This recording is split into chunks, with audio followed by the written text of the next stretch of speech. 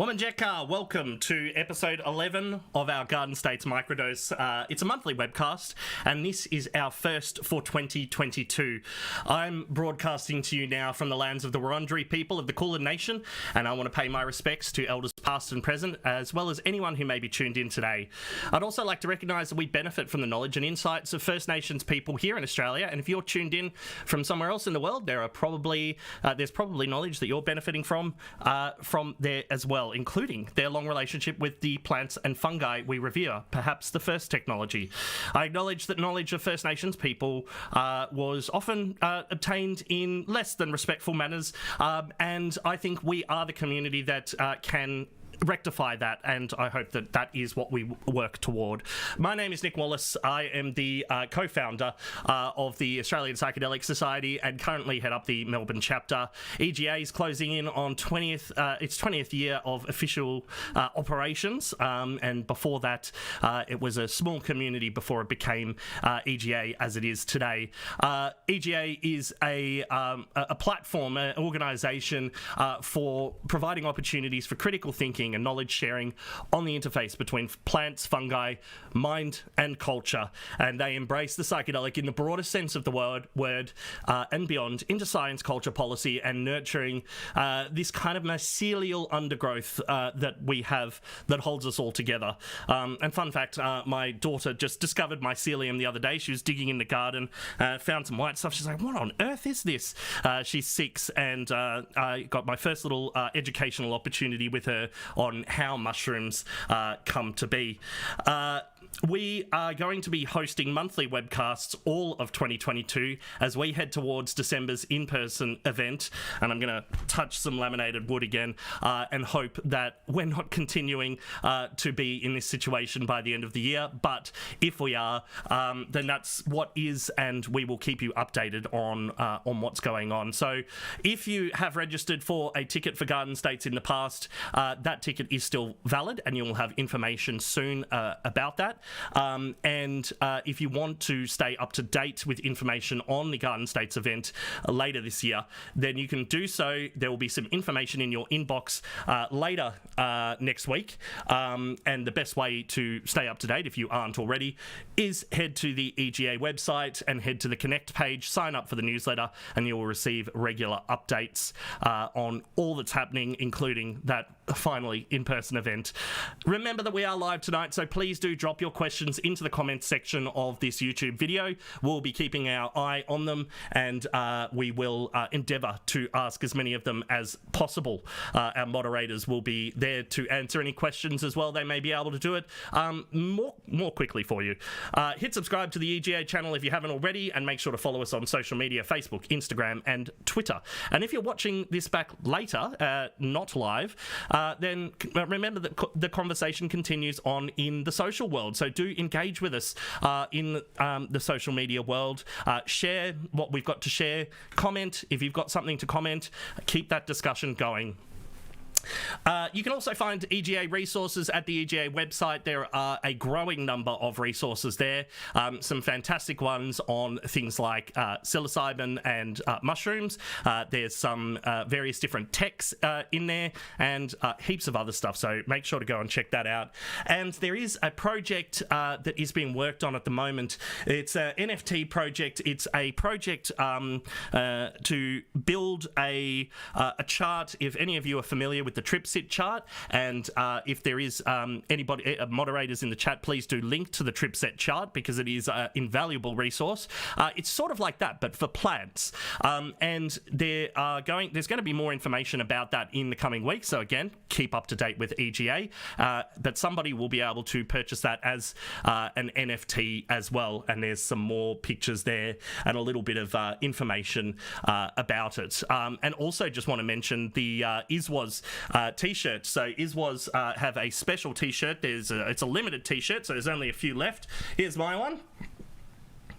Izwoz.com.au, that's izwoz.com.au, and all of the profits are going towards EGA to help us do what we do. And thank you to everybody that has registered tonight. Thank you for registering. Thank you for coming along.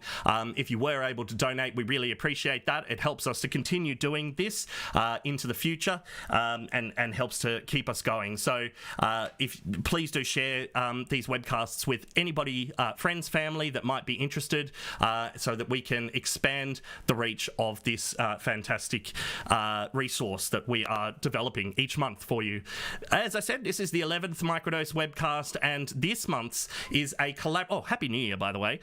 This month's is a collaborative effort with our partner and sister organisation, PRISM, Psychedelic Research in Science and Medicine. prism.org.au is the website, and we're going to be featuring Dr. Rosalind Watts, who is a former clinical lead of the psilocybin for depression trial at Imperial College in London, and we also have Dr. Stephen Bright and Melissa Warner, who are both executive members of PRISM.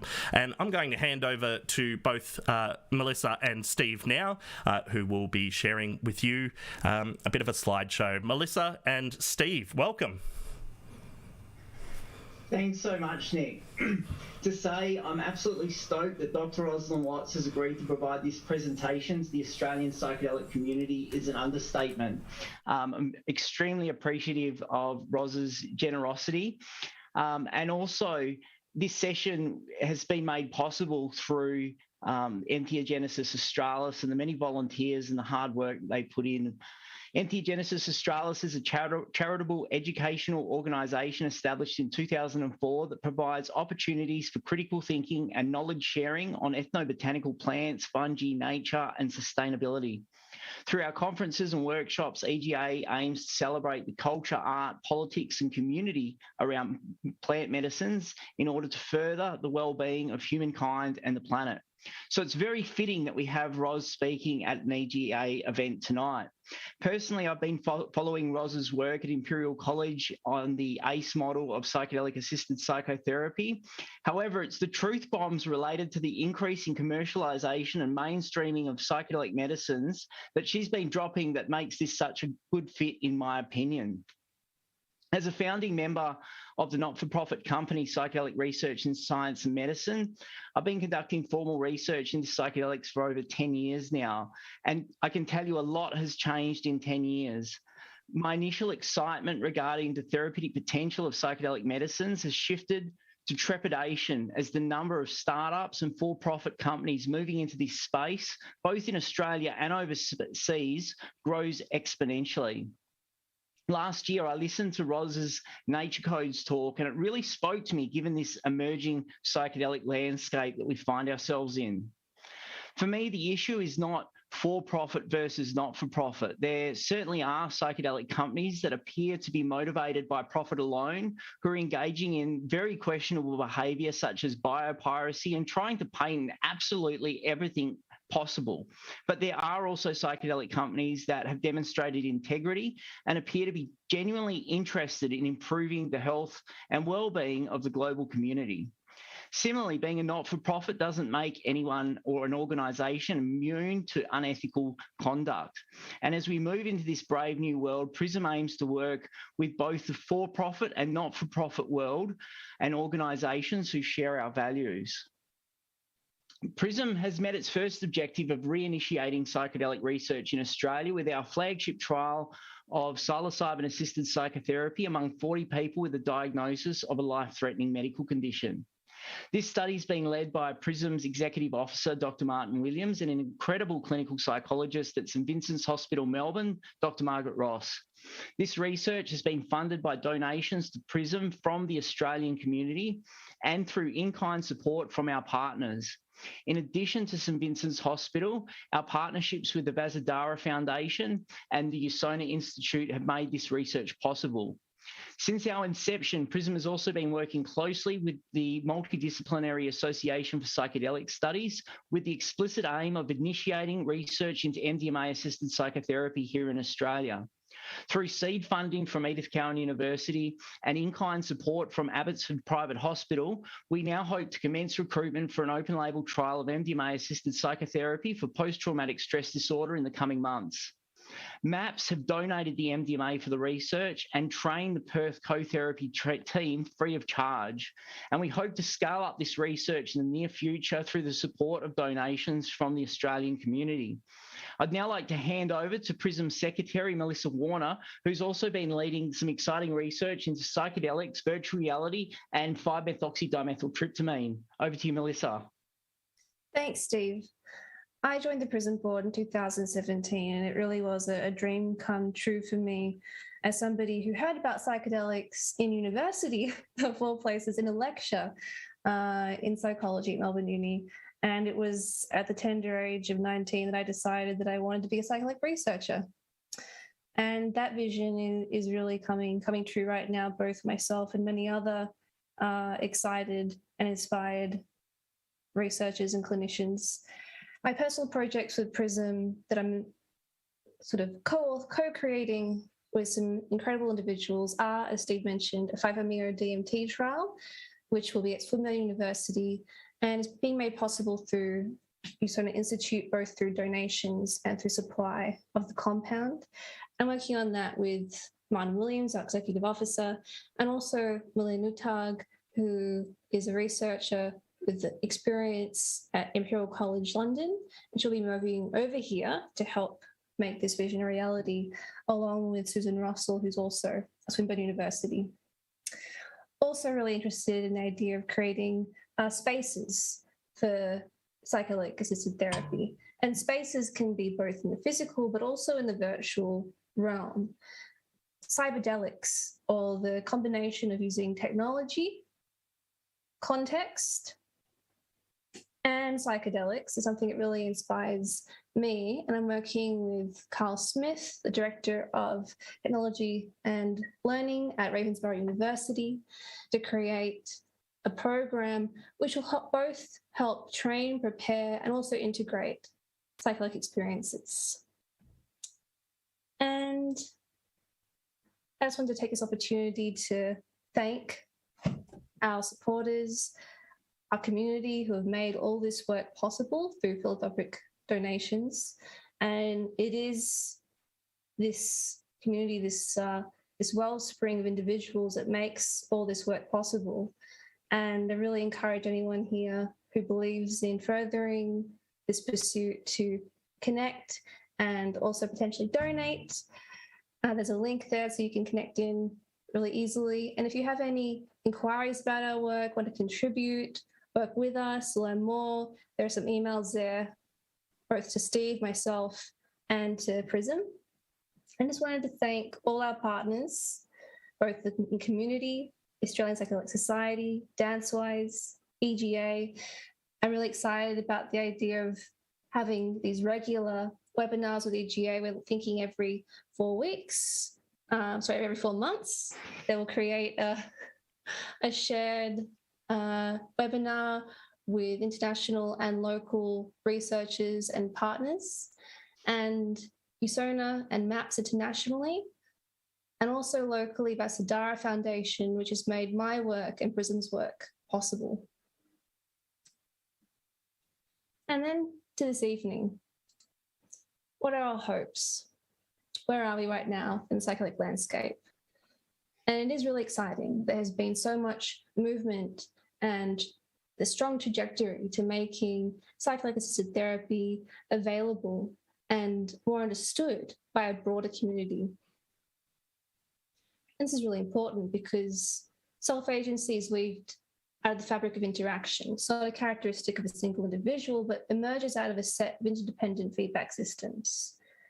And there's currently a fear with all this movement, with all this rapid growth, that there is a possibility that psychedelic medicines could be made available, but could lose some of their intrinsic value, some of the intrinsic lessons that they have the potential to teach. There's a really great illustrated story on the Aroom project. We call it Parla, which is connected to an incredible movement, a really ethical illustration of the risks of this rapid growth and the potential of what can happen when there is this tension between the current system and the potential for our future. There's this idea of, can we make a better world with the same actions, same systems that have led to our current circumstances? Can we heal others before we heal ourselves? How do we steward psychedelic medicines in a way that respects what they have to teach us? At PRISM, we are committed to pioneering research, supporting systems, and curating conversations that integrate the potential psychedelics with the promise of a more aware, connected, and sustainable future.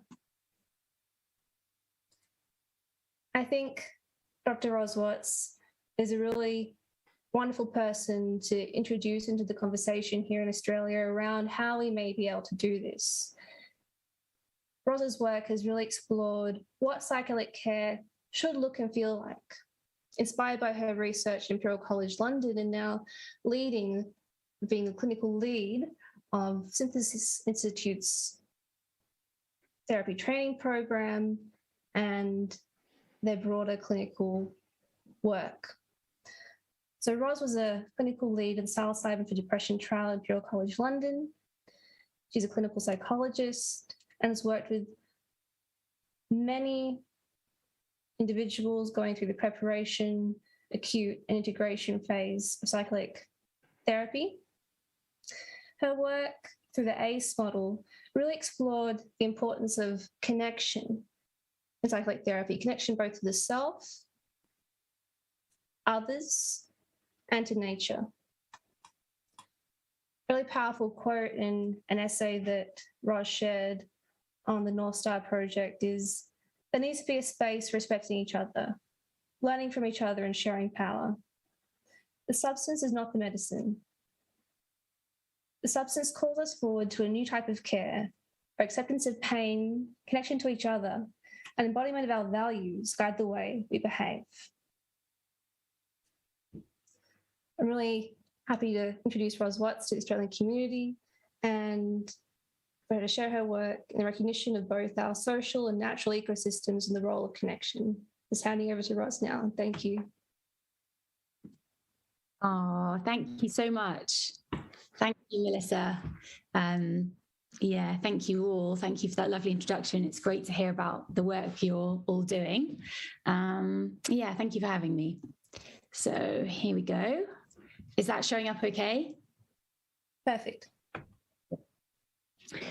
So today I'm going to be talking about something, I'm going to be sharing a story, and it's really my own personal story. It's my own personal journey, really, going from medical psilocybin research to slowly becoming more tree myself, slowly learning how to be more tree.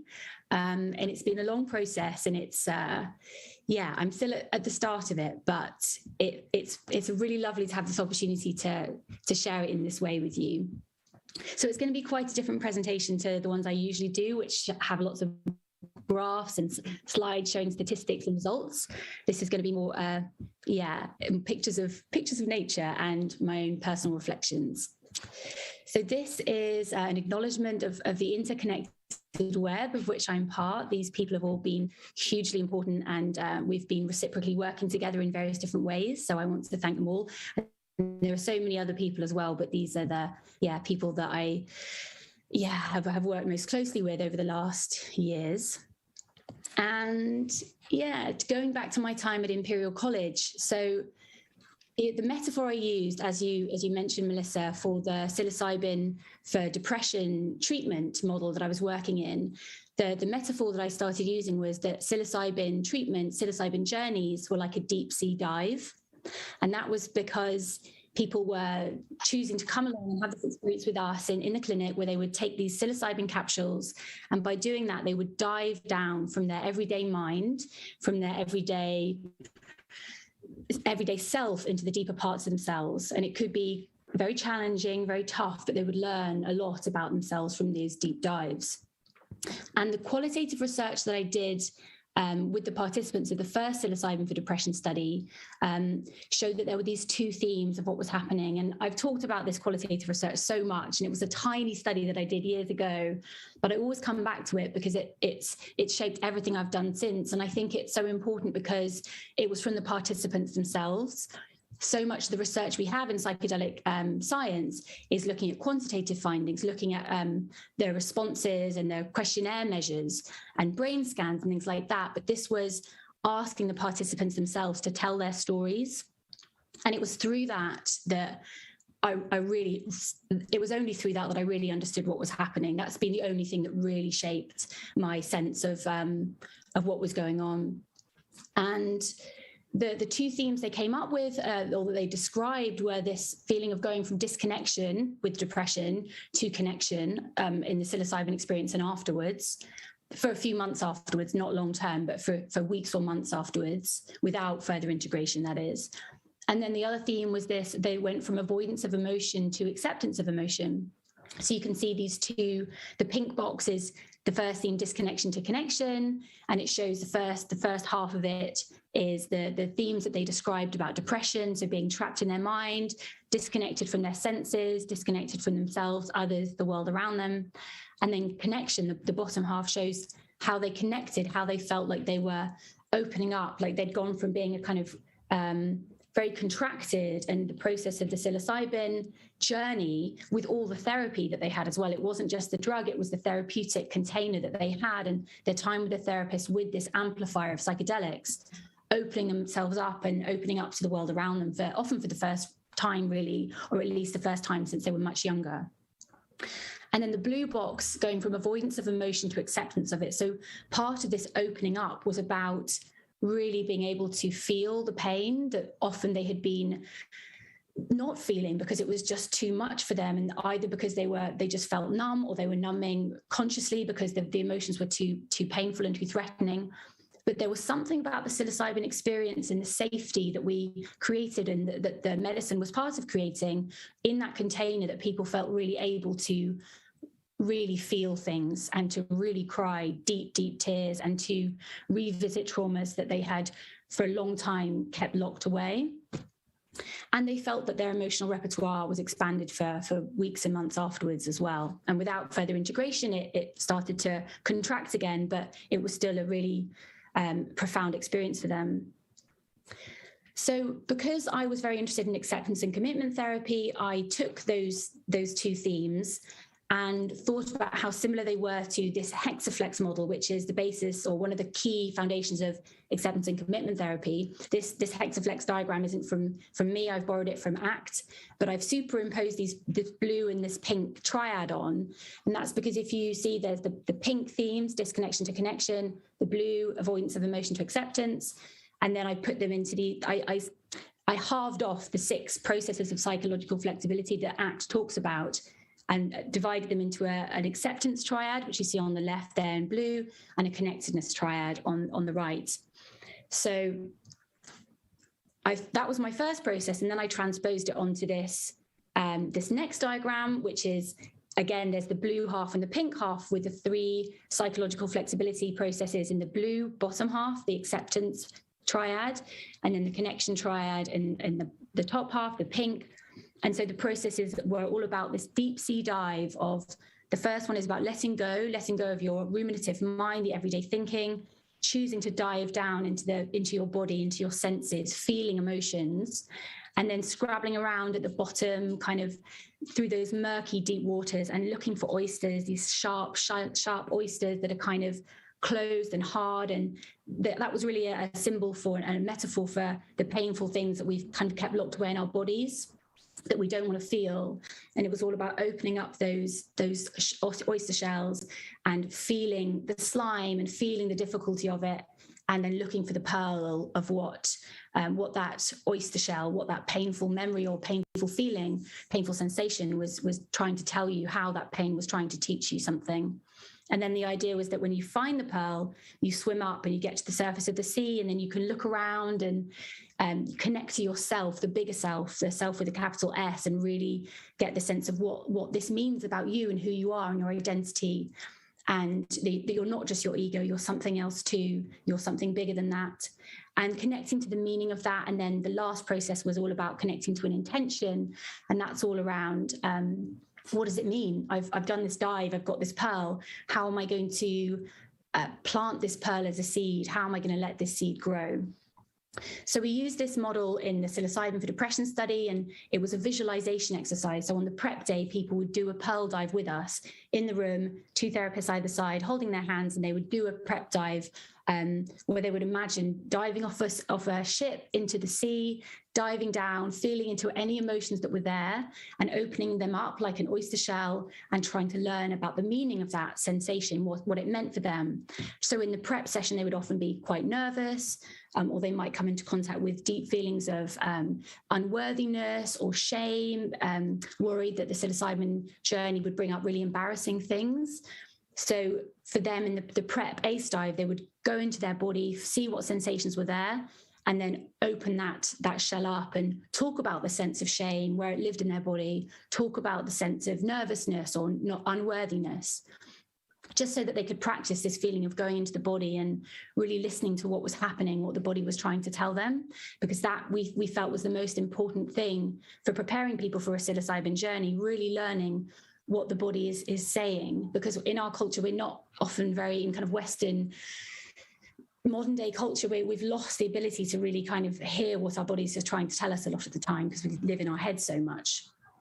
So we did it as a prep, a visualization exercise, and then we also did it with people after the psilocybin journey as an integration exercise as well, so they could continue these deep dives into their body, into the lessons of the body and what that meant for them. So that's just a recap of the ACE model with the kind of the processes there at the bottom. And I'm going to say a little bit more about the oyster shells, because it links to kind of what I'm going to be moving on to talking about, which is the tree and what that means and the analogy of the tree. And I think the reason I want to talk a bit more about this is because one of the things that would happen when I presented the ACE model in the past is that the acceptance and the connection parts of it were very well they were kind of fleshed out. There was evidence from the qualitative research for the acceptance and the connection parts of it. And people would often say in the questions, yeah, you've talked about acceptance and connection, and we kind of get that, but what about the E? What about the embodiment? And I would say, well, I don't know, because people didn't talk about it so much in the qualitative interviews, but I just know from being there in the room with people that the embodiment is everything. That's kind of how the acceptance happens, how the connection happens. It happens through the body in this embodied process. It's very sensory, often, not always, but often. But I didn't really have more to say than that. And my very dear colleague, Michelle Baker-Jones, who I've been on this journey with from the very beginning, she was another lead therapist in the psilocybin for depression research with me. She has actually just recently written a piece for the Mind Foundation about embodiment in the ACE model. So that's a wonderful read, and she uses some case studies from our study. But in terms of embodiment for me now, as I'm taking the model forward, I think I'm really coming back to polyvagal theory a lot. And I'm not going to talk about this too much because in a way it's a bit of a kind of tangent, but it does link into what I'll be talking about in a moment. So, sorry, sirens, I'm in the middle of London, far away from trees, unfortunately. So yeah, it's pretty noisy out there, even at this time in the morning. So the polyvagal theory, for those people that aren't kind of aware of it, I'll just give a tiny summary. It's the idea that we have our autonomic nervous system has three parts, really, three different systems. There's the dorsal vagal, which is the oldest, and that's the shutdown system, and that lives kind of in our belly, the digestive system area, and that's the shutdown. So in a situation of threat, the dorsal vagal system will just shut us down. And then there's the sympathetic autonomic nervous system, which is fight flight, which is anxiety, fear, run away, or battle with something, battle with a threat. And they're both threat systems, the way our body responds to a threat, and then, or a perceived threat. And then there is the ventral vagal system. So whereas the dorsal vagal is the belly, the sympathetic is kind of, for me, it feels like it's in my chest. I'm kind of breathing fast, and that feeling of anxiety, I often feel it in my chest. And then there's ventral vagal, and ventral vagal it's all about the science of connection. It's safety. It's the system when we are not under threat and we can communicate and we can feel, we can connect to our bodies, connect to other people, connect to the world around us. So the ventral vagal system is so important, and it's so important to come into ventral regulation. And I think what was happening in the psilocybin journeys is that people were in ventral vagal. So ventral vagal is the kind of heart, the back of your neck, face. That's kind of where the vagus nerve joins together, those parts of in ventral vagal regulation. So if you kind of put your hand on your heart and maybe the hand on the back of your neck, you can kind of feel the energy moving between your hands, and that's ventral vagal energy. And I think that in our studies, people were in the psilocybin experiences and in the integration sessions, they were in ventral vagal. So it meant that they could explore pain and explore things that had happened that were really traumatic at the time from a place of safety and connection. So they could communicate about it, reflect on it, and learn from it, feel it, connect to it. Whereas if you are in sympathetic or dorsal, you just shut down or you're in a panic. And people did sometimes go into dorsal and sympathetic in sessions, and both in the actual psilocybin session and in the integration, but they mainly, they were also able to access ventral vagal a lot too. So this is all going into my, the model that I'll be talking about in a moment. But yeah, so to come back to the study, in March 2020, our team had pearl dives for 57 people. 57 people had 2 pearl dives. And the study had been going well. We had good results. We actually found that people in both groups, because we had 2 groups, one was low dose psilocybin 1 milligram and antidepressants, and the other group was a high dose psilocybin, and they had placebo instead of antidepressants. And both groups had this therapeutic approach, and 2 therapists with them in both their sessions, and music meditation, and the pearl diving analogy, and the ACE model, psychological flexibility processes. And both groups did really well. And the psilocybin group did better, but not significantly better. And I think that it's so important to come back to this point that doesn't always get emphasized in the scientific literature, that it was the therapy. That I was so sure at the end of this process, after looking at after being in 2 psilocybin for depression studies, that it was the psilocybin was amplifying a therapeutic process, and that was the medicine. The connection was the medicine, not the psilocybin capsules, although they helped for many people, not all. So in March 2020, 57 people had 2 pearl dives, and people in both groups, whether they had the high dose or low dose psilocybin, had found it really beneficial. Not everybody did, but most of them had. And we'd really enjoyed the process. And then suddenly COVID happened, and I've put the COVID virus there where the pearl goes, because not in any way wanting to minimize the suffering and the loss and the death and the chaos caused by this pandemic. And for me, it was a huge rupture in all areas of my life.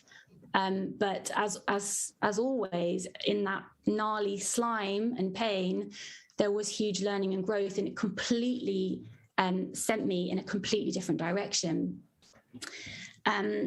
So the direction it sent me into was that I moved. I was living on a houseboat in central London, and in the pandemic, our studies suddenly shut down.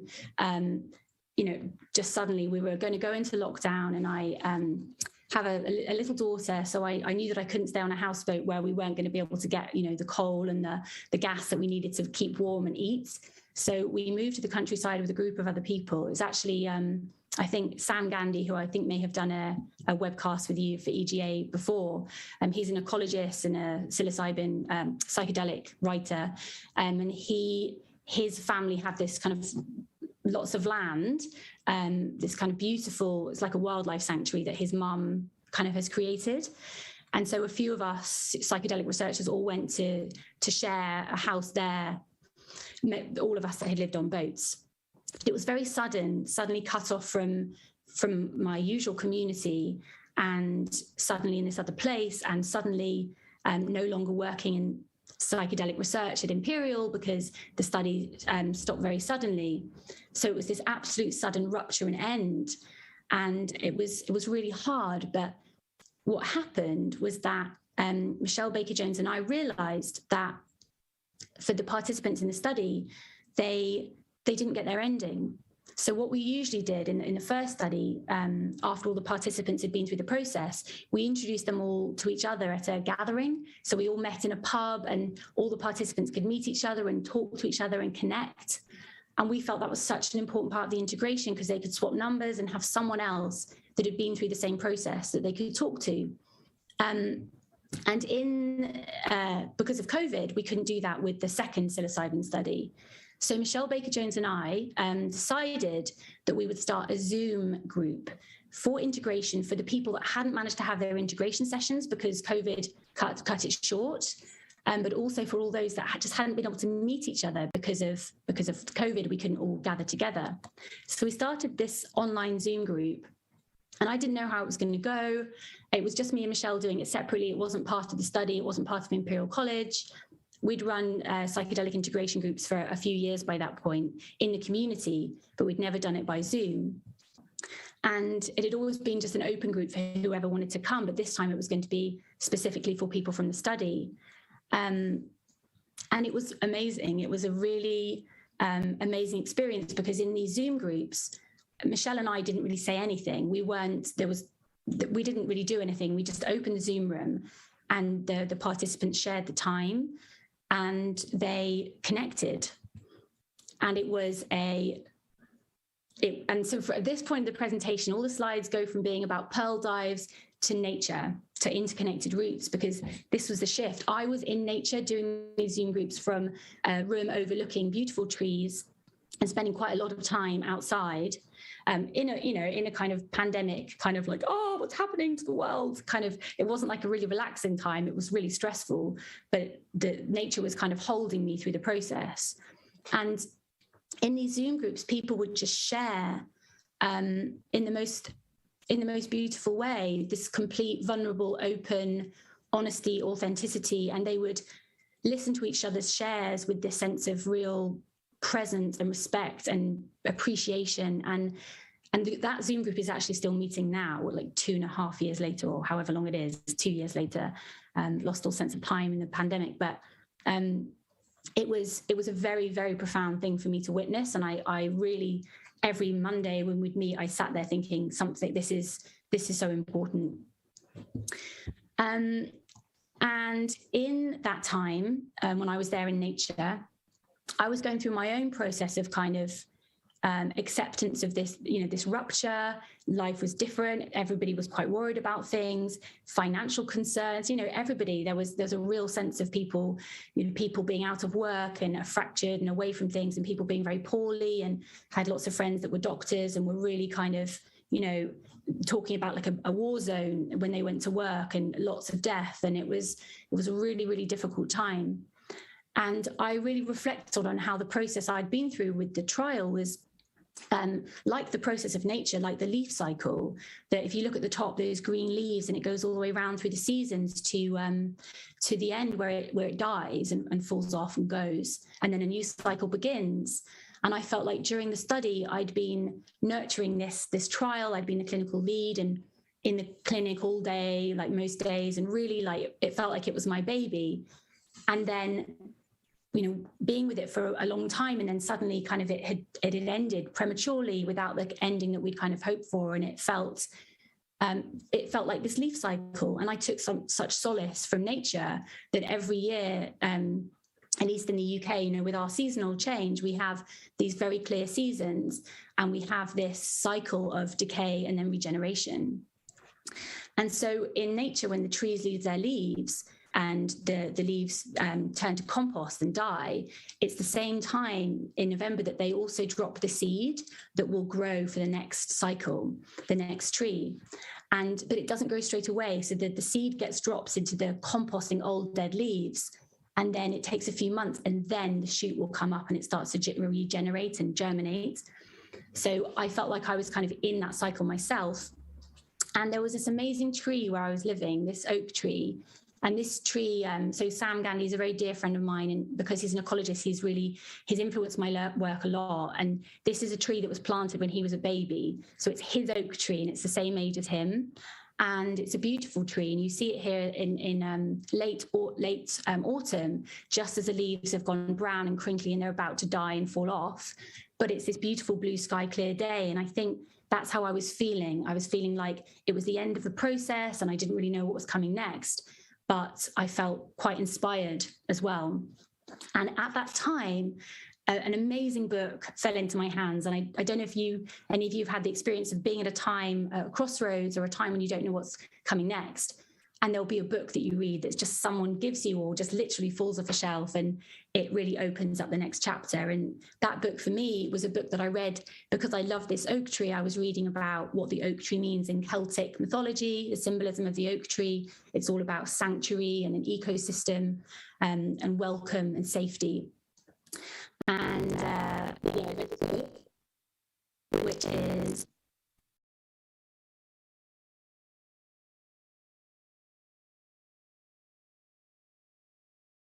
and it's just the most wonderful book. And it talks about the Celtic tree calendar. And in the Celtic tree calendar, there's different tree for every month, and every tree has a lesson for us.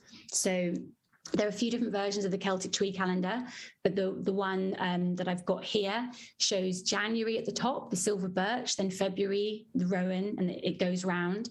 And so just an example, the silver birch for January is all about letting go of the old story and coming into the present moment and imagining yourself like the bright white silver bark of the birch tree, which is like a kind of tabula rasa, blank canvas, the white page for you to write your news story on. And then the rowan tree, which is February, is all about, so the rowan tree has these very bright orange berries, but in February they fall off. There's no, the tree is bare. And it's all about, the rowan is all about finding warmth in times of darkness. So in the UK, the February is in a way the darkest month. There's been a long winter, and the rowan is all about teaching you to find that warmth in your heart, that kind of the little flame of compassion, even in the darkest times. I won't go around all the different trees, but it was a really profound book, and I loved it. And I started following the trees. And then I started thinking of a new metaphor for accept, connect, embody, which I used on myself, which is that instead of the pearl dive with the accept going down into the water and then kind of connect coming up to the sky with your pearl and embodiment not really having a place, I found a new metaphor for accept, connect, embody, the tree version of it, which is that your roots are like the acceptance, like the stuff in the darkness, the stuff in the mud, the stuff that you don't really always look at in the light of day because it's underneath you, the kind of cold, muddy stuff. And then your trunk is where you bring that mud up through your body, you transmute it, transform it by connecting to your branches, which are about reaching out to your ecosystem, to the sky, to the sun, your meaning, your values, your purpose, the direction that you want to grow in. And it's all about the body being the trunk of the tree. And this is the place where the mud at the roots gets transmuted into the sap of new growth and new life. And I really like this because as I developed a breathing technique for really breathing up through my roots and breathing that muddy cold water up through my belly, through my heart, and imagining it coming up to my crown, my head, like the crown of the tree, and imagining kind of photosynthesizing and turning this water into energy, into sugar, and then breathing down that kind of nectar down through the body, and actually sending it right down through the roots and to the mycelial connections and other trees, other people. And I found it really helped me. It really helped me in terms of that ventral vagal soothing as well.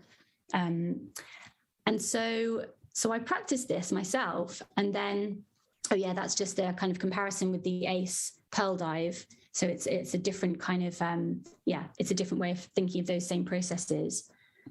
And then the other thing about the Oh no, yeah, that's great. So then this is a diagram to show that process. So this is kind of my new updated version of that Pearl Dive diagram.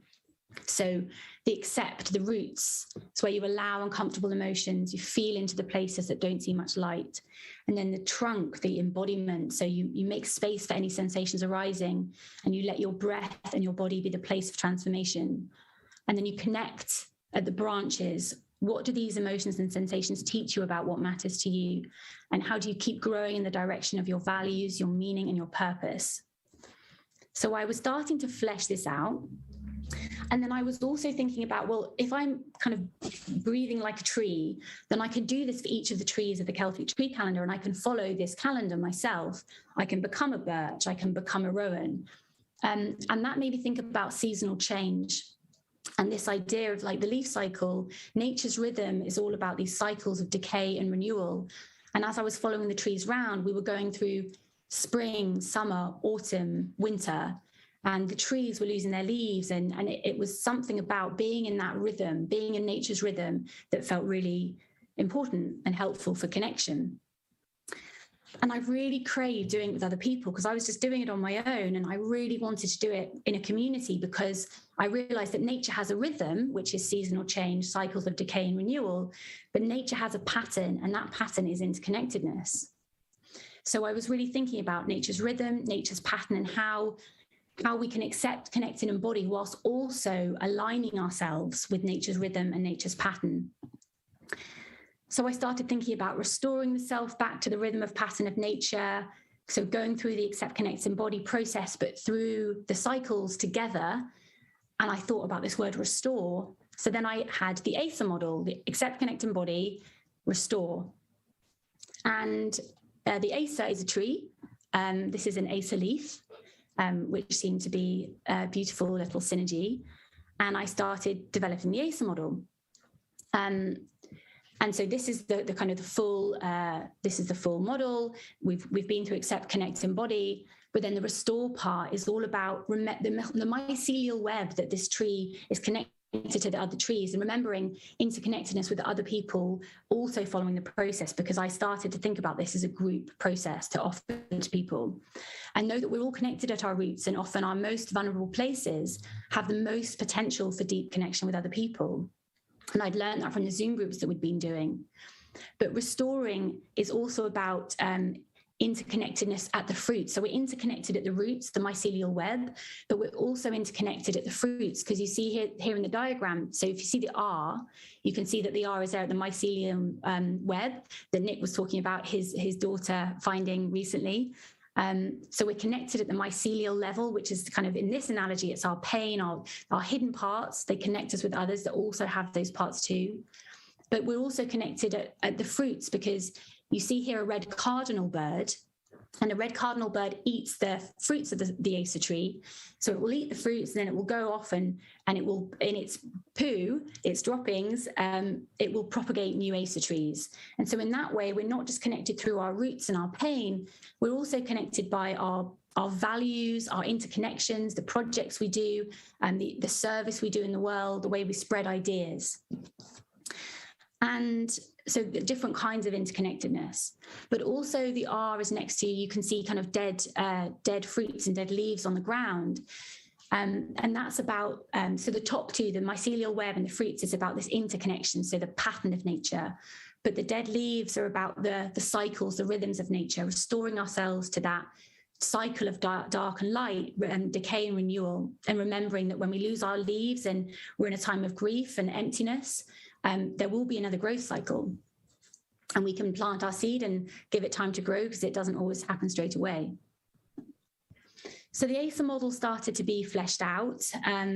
I did visualizations for tree journeys for these 12 different trees. I changed the trees. So I did my own version of trees based on the Celtic tree calendar, but different, ones that seemed to resonate more with psychedelic integration. And with polyvagal theory for the embodiment part. And it was really about restoring the self back to nature's pattern and rhythm. So I started to write this, and then I really wanted to find a way of offering it. And actually around that time, I'd left Imperial and I started working for Synthesis Institute. At the time, they wanted to start a clinical program, so I joined them as clinical director. And they were starting to look at how they could offer psilocybin retreats for people with clinical diagnoses. It actually turned out that because of regulations in the Netherlands, we actually weren't able to do that.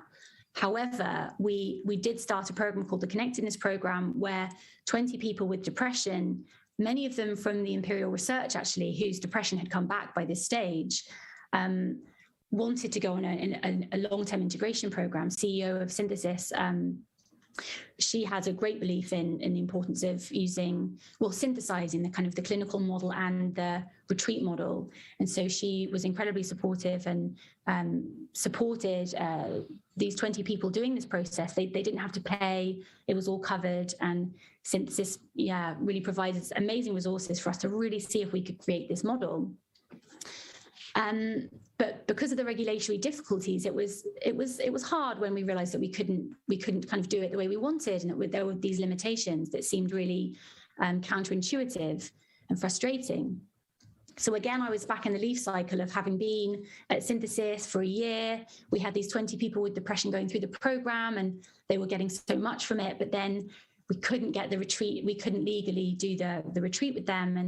And so it felt a bit like the end of a leaf cycle, something that had been we'd all been working so hard in it and giving so much of our time, the participants and the team, and then we weren't able to really launch it after the pilot. But as always, there was a seed that was sown, and I got sown around this time of the ending, and then it germinated into something else, which was me realizing that actually I could offer this as a online community for a much larger group of people, if it was, rather than doing the in-person therapy journey for a small group of people, as we were doing at Synthesis, with a retreat. If it was just an integration program, it could be for a much larger network of people globally. So really starting to form an integration community. And for this idea came around the same time as I read this amazing book. Again, when the ending of one project and, you're like, need inspiration, and an amazing book falls into your hands. And this time, the amazing book, Finding the Mother Tree by Susan Simard. And it was just, if you haven't read it, it's one of the best. I've got it here. It's one of the best books I've ever read. And in it, she talks about how she was from a family of loggers in Canada, and then she went to work for a forestry group, and there was a cash crop of Douglas fir trees, and the Douglas firs were the tree that were making money. They could sell them for their wood, and of course they were growing in a whole ecosystem of other trees, particularly birch trees would grow up next to them, and a whole other ecosystem of shrubs and trees and plants and animals and insects and everything. And what was happening was that the current understanding at that time, this was a few decades ago, was that all the trees, all the plants in an ecosystem are in competition for the light. They're all competing for that sunlight.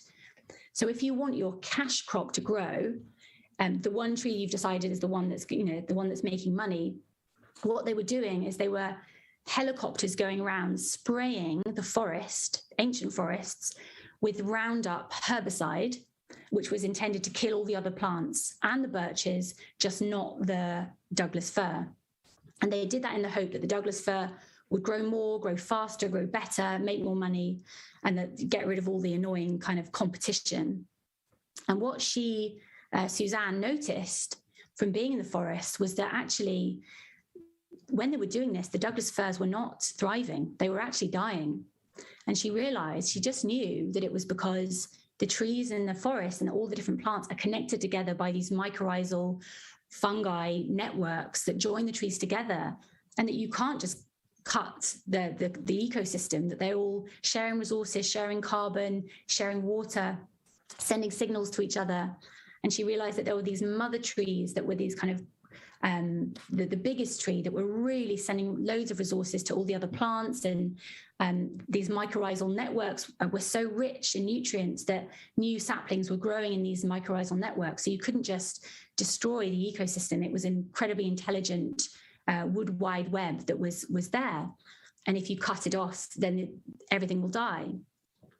So she she did lots of experiments, and she proved that was the case. She proved about the mycorrhizal fungi and that the forest needs to be able to grow as an ecosystem to thrive. And she said, I'm actually going to open the book to where she said it. She says, so as I read all about this, and it was obviously fascinating, it really touched me deeply. And then at the acknowledgements at the back, she said, I'm thankful for collaborations and discussions with members of the Coast Salish, Haltsuk, Tsimshian, Haida, Athabaskan, Interior Salish, and Tunaxa First Peoples, on whose traditional, ancestral, and unceded territories we have lived and conducted this work. And I just thought about how it must have been for those people who had been the guardians of that land for so long and knew about the interconnectedness. They knew. She also talks about an elder of the Skokomish Nation who had told a story about the symbiotic nature and diversity of the forest, mentioning that under its floor there is an intricate and vast system of roots and fungi that keeps the forest strong. They knew this. They'd always known this. And how it must have been for them to have their lands stolen, taken, and then to see these companies spraying everything with herbicide to get rid of everything that wasn't the one plant that they decided was the one that was going to make the money. And how heartbreaking and devastating it must have been for them. And how this scientist speaking to them and learning from them, then, she managed to kind of do experiments that would prove this, but just how horrific it must have been for them to observe this happening, and how foolish we've been. And she talks about how on kind of the scientific model, you're isolating all these variables. So you just look at, you chop things up and you just look at one thing, but you don't look at the ecosystem. And it made me think about the psychedelic ecosystem we have right now, and how psychedelic capitalism has kind of decided that the patented synthetic drug is like the Douglas fir. It's the cash crop. It's the one we've got to, kill everything else, get rid of all the competition, and cut it off at the roots, and just really pump up the importance of this drug, and pump up its benefits, and pump up what a miracle cure it is, and pump up public interest and higher share prices. And how the same thing will happen as it did in that forest, that the Douglas fir trees died, because actually it's not just about the drug, it's the whole ecosystem. It's the heritage, it's the tradition, it's the community, it's the therapeutic interconnections between people, it's the deep roots. It's not just the drug. So in amongst kind of having this recognition, I also thought about, what do we need as a kind of, we need a place that people can gather and come together and share, that isn't in this kind of medicalized model, that's something beyond that. And I looked at this image which shows how this is kind of like looking at the mycorrhizal networks between the different trees, and how you get these little pods of trees, little clusters that are clustered together, and then they're all clustered in one big forest. So I thought about some kind of online community where people have little separate pods of kind of little groves of like 10 people, like we'd had in the integration sharing circle after the study, 10 people or so who can really share openly, connect with each other, but that all these different pods would be linked together through the larger interconnected web. So started thinking about a way of doing that, like an online community. And yeah, let me just check how I'm doing for time. Okay, so I wrote a kind of workshop for every month. There would be a different workshop based around a particular tree lesson. So I said about the silver birch, coming into the present moment, and the rowan, finding warmth in the darkness, one of those for all of the trees. And each workshop would include a visualization where you really go on a journey of kind of melding with that tree, and bonding in a way with its lesson. And these breathwork journeys, there's a kind of combination of breathwork. It's always to a beautiful, specially made music soundtrack, and music made by a dear friend of mine who has been developing kind of medicine music for a long time. So really beautiful soundtracks. And then after doing these tree meditations, the idea is that people then have a sharing circle to talk about their experience of the meditation, what came up for them, and just share in this very authentic, open way, as the integration group had done that time, and showed me the power of that kind of sharing. But I also wanted to do something in person, because all these online communities, I mean, it's great, but what about our local communities? There's something about our local land and our local ecosystem that can be lost. So I thought that when people have been through the trees, like when they've done the 12-month process and they've kind of learned about the trees, that we could then support people if they wanted to take those meditations and the kind of learning materials and the audio clips and the music to go into their local communities and just stick up a poster and say, you know, town hall, Wednesday, 5 p.m, we're going to gather and do a meditation on the silver birch. You know, it's nothing fancy. It's not therapy.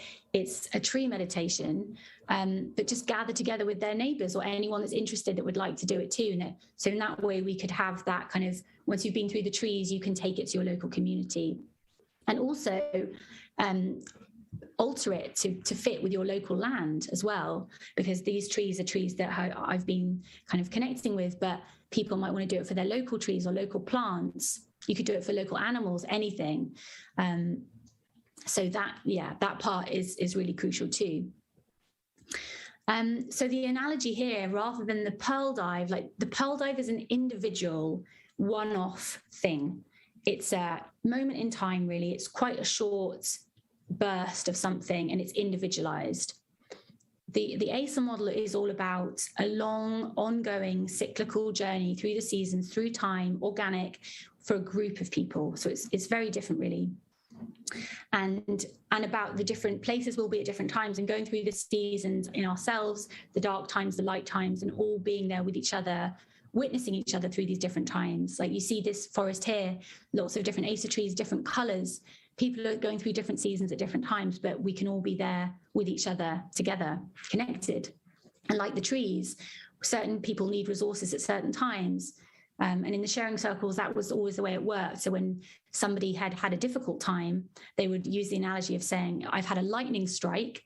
And then in the share group, they would have more time, and people would say, you take the time you need to really share with us what's happened, and we'll be here to just witness and support. So it's that resource sharing idea too. And I love this quote from the late Bell Hooks: rarely, if ever, are any of us healed in isolation. Healing is an act of communion. And I would add to that as well as being kind of an act of communion, like our human community, it needs to be a community of people in our land too. So the other kind of part, if you look on this restore column on the right-hand side, the other part of the model will be that I really want there to be tree planting gatherings, where people can come together, a bit like a festival with music, meeting each other, joining together, but also planting trees. I think it's a lovely thing to do together. And I think about all the music festivals that I've been to and standing around listening to lovely music, but not really doing anything, just kind of standing there or chatting or dancing, which is obviously very important. But what if we could have those kind of gatherings and actually, whilst the music is playing, we plant trees together? So that's where I'm hoping it will go in that direction, and we can have tree planting gatherings in lots of different places, because I really do think that tree planting is the best integration for psychedelic experiences. You're active, you're in nature, you're giving back, you're connecting to the land, to yourself, to other people you're doing it with.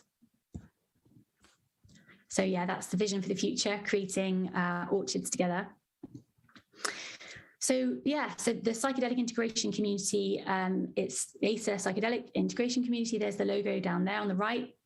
And the real purpose of it is, on the left, I've put a pearl, and it's really about creating the soil that after psychedelic experiences, people can plant that pearl, that insight from their psychedelic journey as a seed. And that seed can then grow into this forest through the seasons together.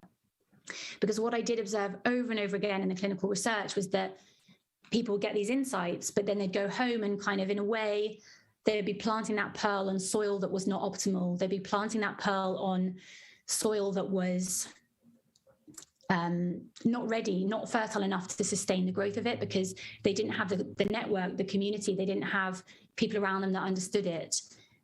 So they would kind of, instead of opening up more and more, they would kind of close down. So the point of ACER is to build this kind of community where we can create this very fertile soil for growing those pearls into seeds and a forest. But actually, one thing more. Oh yeah, sorry, don't went too far. So it's kind of complicated because in order to do this, I'm moving away from some synthesis. I'm going solo. I want to kind of put everything into this because I know it's going to take a lot to really make it happen. And it's difficult because to get the website going, that's the website there. You can actually, it's just gone live. You can join the wait list for this program. It'll be starting in about May this year. And it's open to anyone, people after clinical trials, people that have been to retreats, people that want to integrate experiences, whether or not it's kind of psychedelic experiences or holotropic breathwork experiences, or just any kind of experiences that they're having that are opening them up. And it's not therapy. It's very much, it's an online community. So it's not a substitute for therapy. And there are some exclusion criteria too. But in order to open it up and get the wait list and get the website and get, some people, amazing people to help me, two amazing women are helping me do it. We all need to pay ourselves if we're going to be doing this. And the difficulty is that in order to do that, we have to become a company and we have to make some money. So suddenly I was aware that I was becoming a psychedelic startup. And as Stephen Bright mentioned at the beginning, this kind of ecosystem of all these psychedelic startups happening all over the place, and these really extractive behaviors and competition and patenting of these, patenting practices, and take home ketamine to do on your own, having a trip in the metaverse, just companies that don't really understand about how psychedelics work, touting them as miracle cures that are going to reset your brain. It is such a mess out there, and it has become such a kind of overgrown forest where the roots, the indigenous practices, the community aspects that have been so central to medicine, indigenous medicine practices and retreats, and even the underground practices that have been developing all this time, kind of spraying the ecosystem so that the product, the drug, can be pumped up and get more and more lucrative. So I found myself in an uncomfortable position being a psychedelic startup. And I reflected on, what can I do? And Steve mentioned at the beginning, like, not all, startups, not all for profits are bad. But I was like, well, what's missing and how does this link into the ACE model, the ACER model? And I realized it was all about reciprocity. So the R of the ACER model, there at the bottom on the right-hand side, it's about, for yourself, it's about restoring yourself back to the nature's pattern and rhythm and your local ecosystem. But it's also about, as a company, as an organization, all psychedelic startups need to take very seriously this idea of reciprocity with the land and the people that we owe for these medicines. And I didn't really know where to begin because it's complicated. It takes a while to really understand about how you can enter into a reciprocal relationship that is respectful and is genuine and is actually helpful, not just greenwashing or virtue signaling. So there are some really great organizations like the Indigenous Medicine Conservation Fund and others, but I was a bit lost. And so a friend of mine is actually setting up a consultancy. She's been deep in this reciprocity work. She's been writing papers on it, working with other organizations, working with ICEers, working with Indigenous Medicines Conservation Fund and others to think about how can psychedelic startups actually genuinely engage in reciprocity that means something. So her company will be called Slow River Reciprocity Consultancy. So I've put her email address here. And she will be helping ACER to truly work out how to not just donate some money to a organization, but how to enter into reciprocal relationships that are appropriate. Just quickly mentioning here, so Ian and Leonie have started the Psychedelic Participant Advocacy Network. And they are setting this up. They were in the Imperial clinical trials. They were also at the Synthesis Connectedness program. And they're going to be working in the ACER program actually as sharing circle facilitators. And they are setting up SaiPan for any participants in any clinical trials globally to join together in this network of specifically for clinical trial participants. And it's about advocating for the rights of clinical trial participants and making sure that in this that this model doesn't become so watered down that it's all about the drug, there's not enough therapy, and that the participants' experience becomes very different from how it was in the trials at the beginning, where there's lots of care and time. They're there to make sure that their voices are heard, and that watering down will not go unnoticed, and they're there advocating for what psychedelic therapy needs to be in order to be safe and ethical. And Anya Alexiuk has been making a documentary called The Psychedelic Renaissance, and that she's really documenting this whole development. She's been filming for the last 5 years. She's been filming me for 5 years, the development of these ideas and the community. And her film is really about what's happening in the ecosystem, and how things are becoming endangered, and how things aren't being respected in certain areas, and unethical practice. So it's such an important counterpoint to all the films that show the amazing potential of psychedelics. But she needs more money to get the film fully edited. So if you could donate, just a little bit to that's the webpage. I think we all really need this film to be made. It will make a huge difference. We know the power of film to really get a message home. If anyone saw Don't Look Up, it's amazing how that film about the ecological emergency has really changed the story. When you can show people a film about something, the message really comes home. So that's going to be an important film when it comes out. And then finally, if you would like to join the waitlist for this community, that's the website there.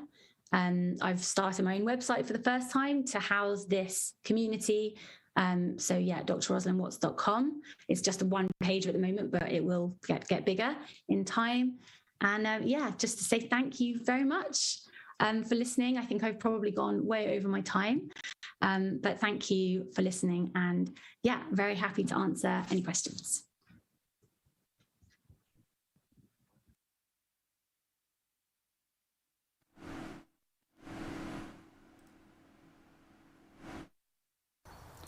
Psilocybe alutacea is still a fairly new psilocybe. The description was published in 2006 by Chang and Mills.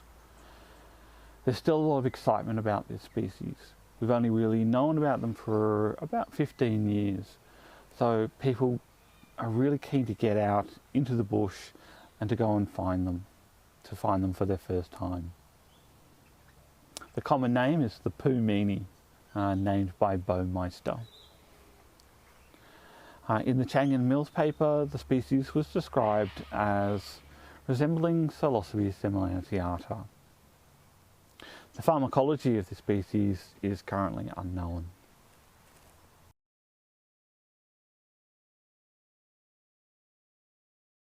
In terms of history, the holotype for the species was collected in 1990 by Wallis Chang, found on the Snug Falls track in Tasmania.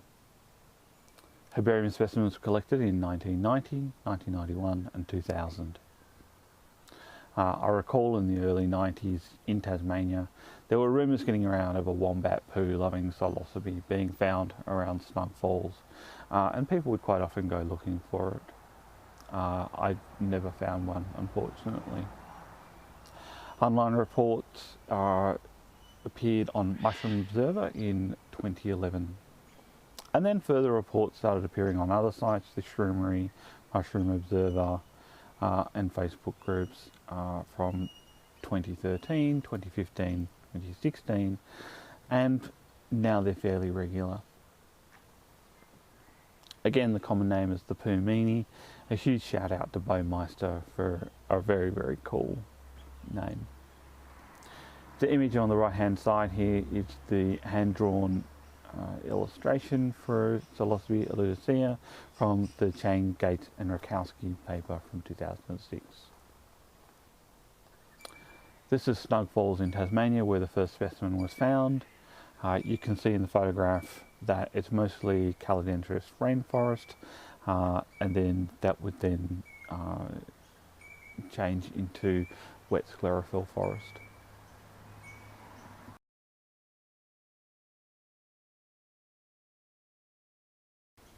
The habitat for Psilocybe alutacea is wet and dry eucalypt forest, but also rainforest.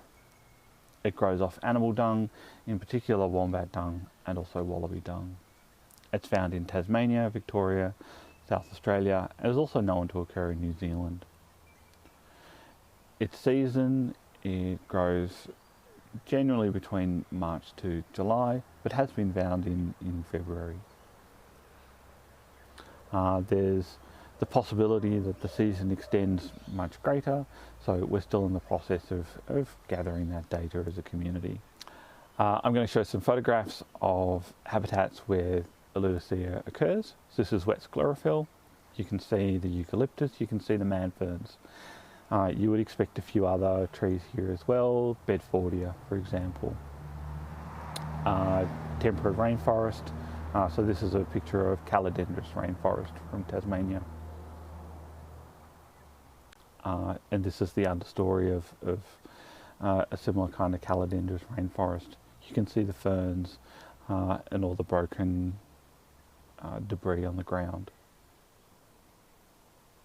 This is an image provided by Tanner Koolhaas showing the mushroom against a 5-cent coin. You can see it's not a huge mushroom.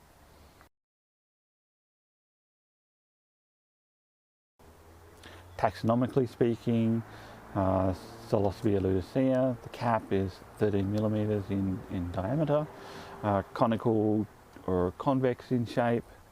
It's quite striate and has a leathery brown to ochraceous brown colour. The gills, the attachment is adnate, greyish brown in colour. The stem, 46 millimeters tall, white to pale brown. And as with many other psilocybe, they bruise blue where damaged. You can see in this image here on the right hand side the described similarity to stem lanceata, that white, slightly brown, fibrous looking stem. In terms of lookalikes, there are a few lookalikes. Diconica species, as illustrated here on the right hand side, but also Paniolus species and also Protostropharia semiglobata can also look similar.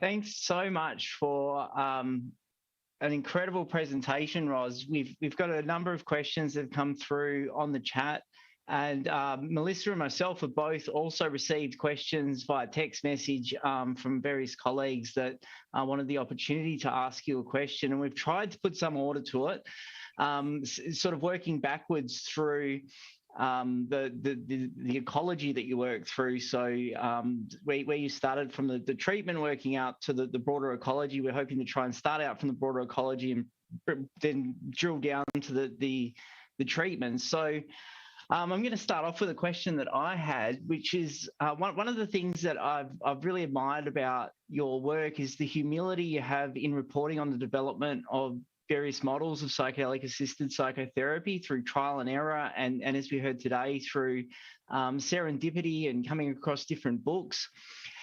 There's underground and Indigenous practitioners who have a wealth of knowledge and experience, though there's been historical examples of biopiracy, and in recent times, some underground practitioners have even been implicated in a range of transgressions. So my question is, how can we best utilise the knowledge and experience of such practitioners while maintaining our own ethical integrity?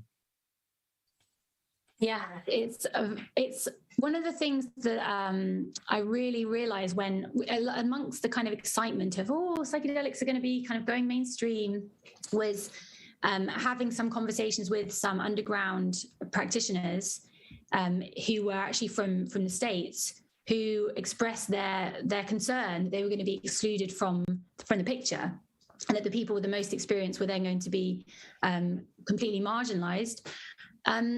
And it's we wanted to be able to work with those people who had so much more experience than we did. So in Imperial, in the clinical trial, the only person that I was able to really, really work with was Frederica Meckel-Fischer, who is, so in terms of like the kind of the psilocybin model, I haven't been to Mexico. I haven't made links with indigenous mushroom healers. I think the model that I'm trained in is quite different from that model. So I'm kind of starting in the area that I understand better, although hopefully in time it will broaden out. But the only person from the underground that I was able to work with was Frederica Meckel-Fischer, who had been using psychedelics for many decades. And because she was reported to the police by somebody, she was able to write her book and kind of come out about it. So we were able to work with her and talk to her, and she was a source of great wisdom and advice because she'd been able to come out about it. But otherwise, very difficult for people who are working in a way that they're working illegally to be able to work. They kind of can't come out and say who they are.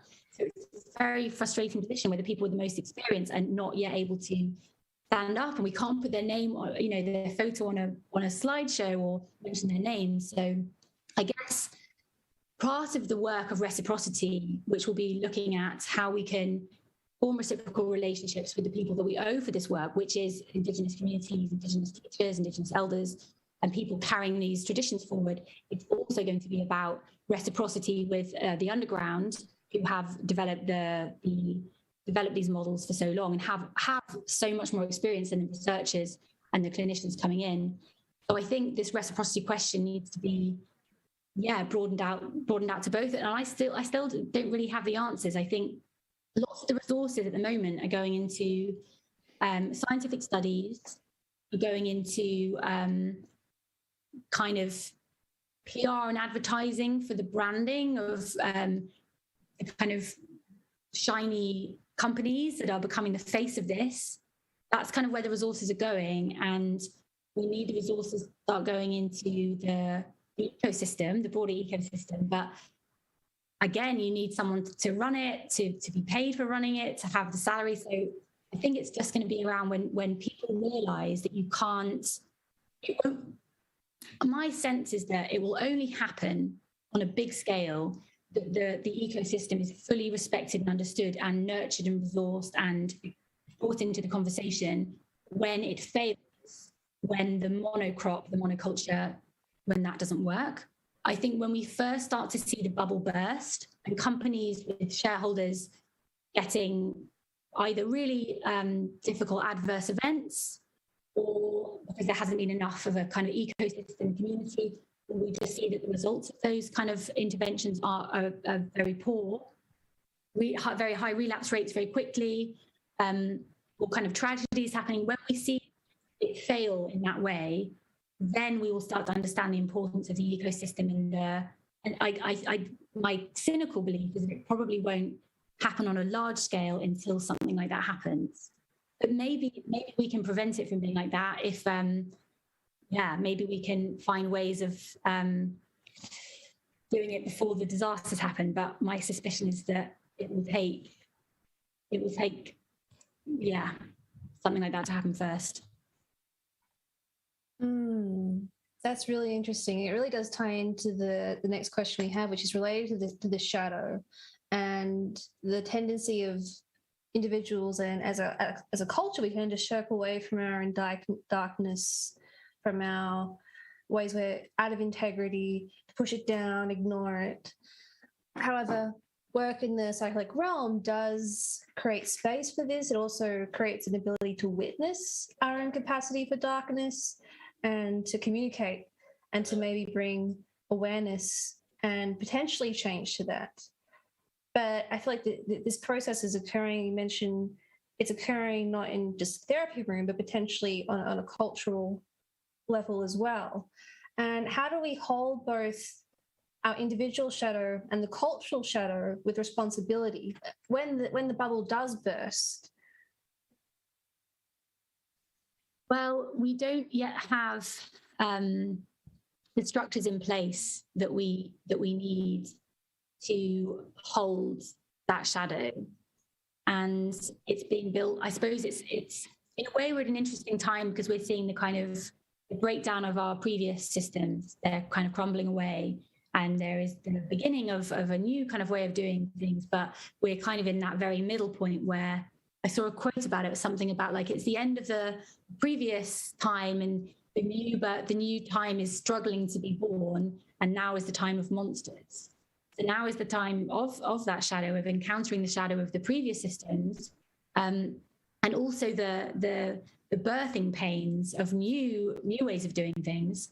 But actually, I would say that probably my answer to this question ties in with the question that Stephen just asked me before, which is that probably the only way that we can create structures that can support us through this time of shadow and support us in the birthing of something new will be to seek humbly the guidance and advice of those who have, a bit like in Suzanne Simard's book, the people that had stewarded the land for a long time and had watched these toxic practices, kind of metaphor for capitalism and competition instead of cooperation, and had watched these toxic practices, very much the shadow of capitalism and individualism, and had held on to the story of interconnection, of community, of stewardship.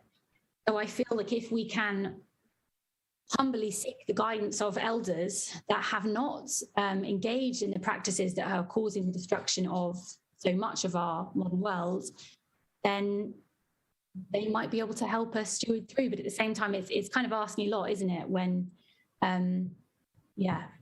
it's asking a lot because those communities that we need the help from are the ones who have been marginalized and have suffered and have been excluded from the conversation. We're now like, can you please help us? And we realize the error of our ways. But I think it will be the people that have lived through a different story that can help us change our narrative. Yeah, because it is a story, isn't it? It is a cultural framing. And our cultural framing, as you mentioned, is one of individualism and consumerism. And I guess speaking specifically of a dark side or a shadow element, there's the risk with psychedelics. We talk a lot about self-transcendence and ego-dissolution, but there's also the risk of ego inflation, of aggrandizement, of what's being called psychedelic exceptionalism, the tendency to see psychedelics as a panacea or to assume that any insights gained in a journey compared to a solid moral truth or even a superiority in the receiver of that message, of that insight. So in regards to this element of the shadow, what do you feel the nature codes would advise or suggest when considering psychedelic exceptionalism? Yeah, it's a really good point. I mean, it's difficult to kind of talk about in an objective way because it was so personally devastating to witness, I guess, something that I'd always thought of was going to change the world and make us all connected to everything, and then witness the other side of that, the psychedelic narcissism, and feel in myself the pull towards it. There's this magic idealization, there's all the projections of people of like healing, and it's like, the Lord of the Rings, the power of the ring. It's like, there's this power of psychedelics. They are the ring that's going to save them all, and what a kind of paralyzing and toxic effect that has on practitioners, on people taking psychedelics without proper grounding, on the whole community. We've all been, in a way, the power of the ring has kind of got to many. And it's just coming back down into the roots. It's coming back down into the interconnected web. It's coming back down to the fact that, like in the ASA model, the acceptance is the dark underground. It is the shadow. It is the dark mud at the bottom. And it's not a process of like turning that mud into bright, sparkling light forever, and then you become a heavenly creature or maybe God. It's about an ongoing day-to-day process of being in your body, feeling pain, and turning it into growth. And so it's coming back down into our own mud, that we're never ever going to be fully evolved. We're never ever going to be fully transformed. The behavior of people in the psychedelic field is evidence that psychedelics do not just naturally turn people into benign, kind, compassionate beings. That it's shameful, actually, when you look at many of the practices. So we have the evidence that they're amplifiers, and they don't, they were used in cults, they were used for all sorts of nefarious purposes too. Psychedelics do not, of their own, they do not independently make people good or compassionate or connected. They are tools. And if we use the tools to keep coming back into our own mud, coming back into community, coming back into accepting the feelings in our bodies, as well as connecting to the values and the, potentially sacred connections, then I think we can keep each other honest in that way. The mud is what we need to be standing on and feeling into.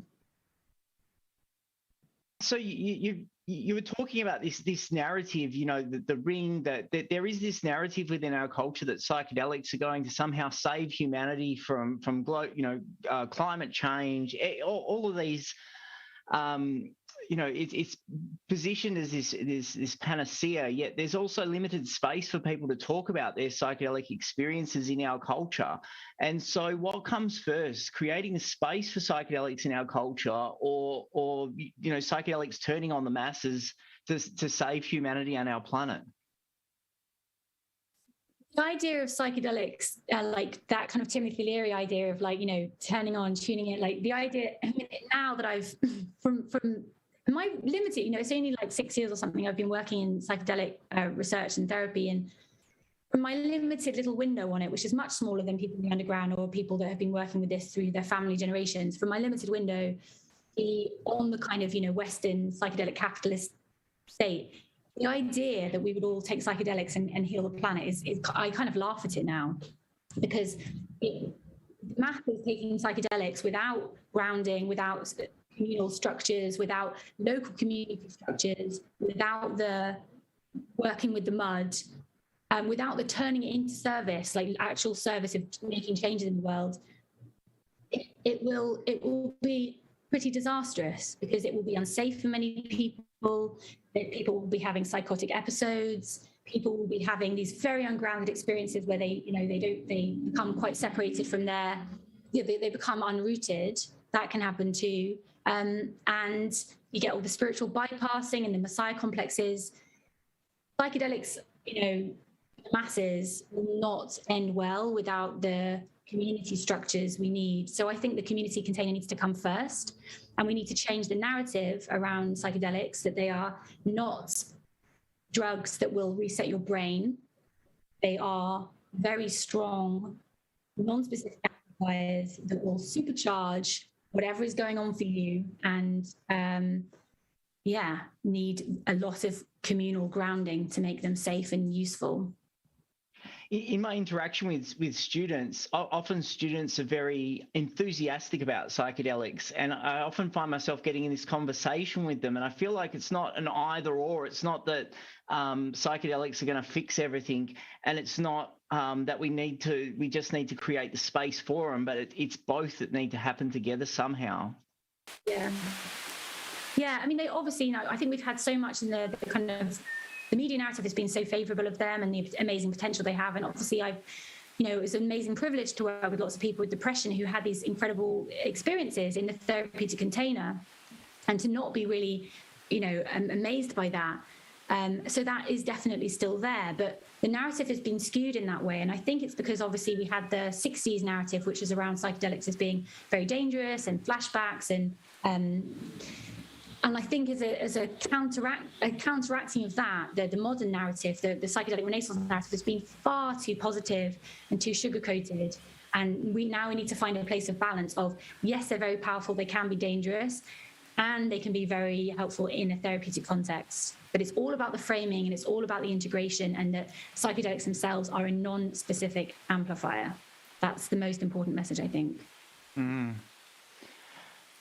So I guess I'm shifting the conversation a bit here to there's some tension at the moment between the medical supply of psychedelics and drug policy reform, like decriminalisation. And some psychedelic companies have stated outright that they do not support the decriminalisation of psychedelics. And I suspect that's because it's incongruent with their business model. what do you think is the sweet spot then, given what we've sort of been talking about? You know, we don't want to be turning on, we don't want to be Timothy Learying it, but what's the sweet spot between safe supply and the gatekeeping by the medical community to access the psychedelics?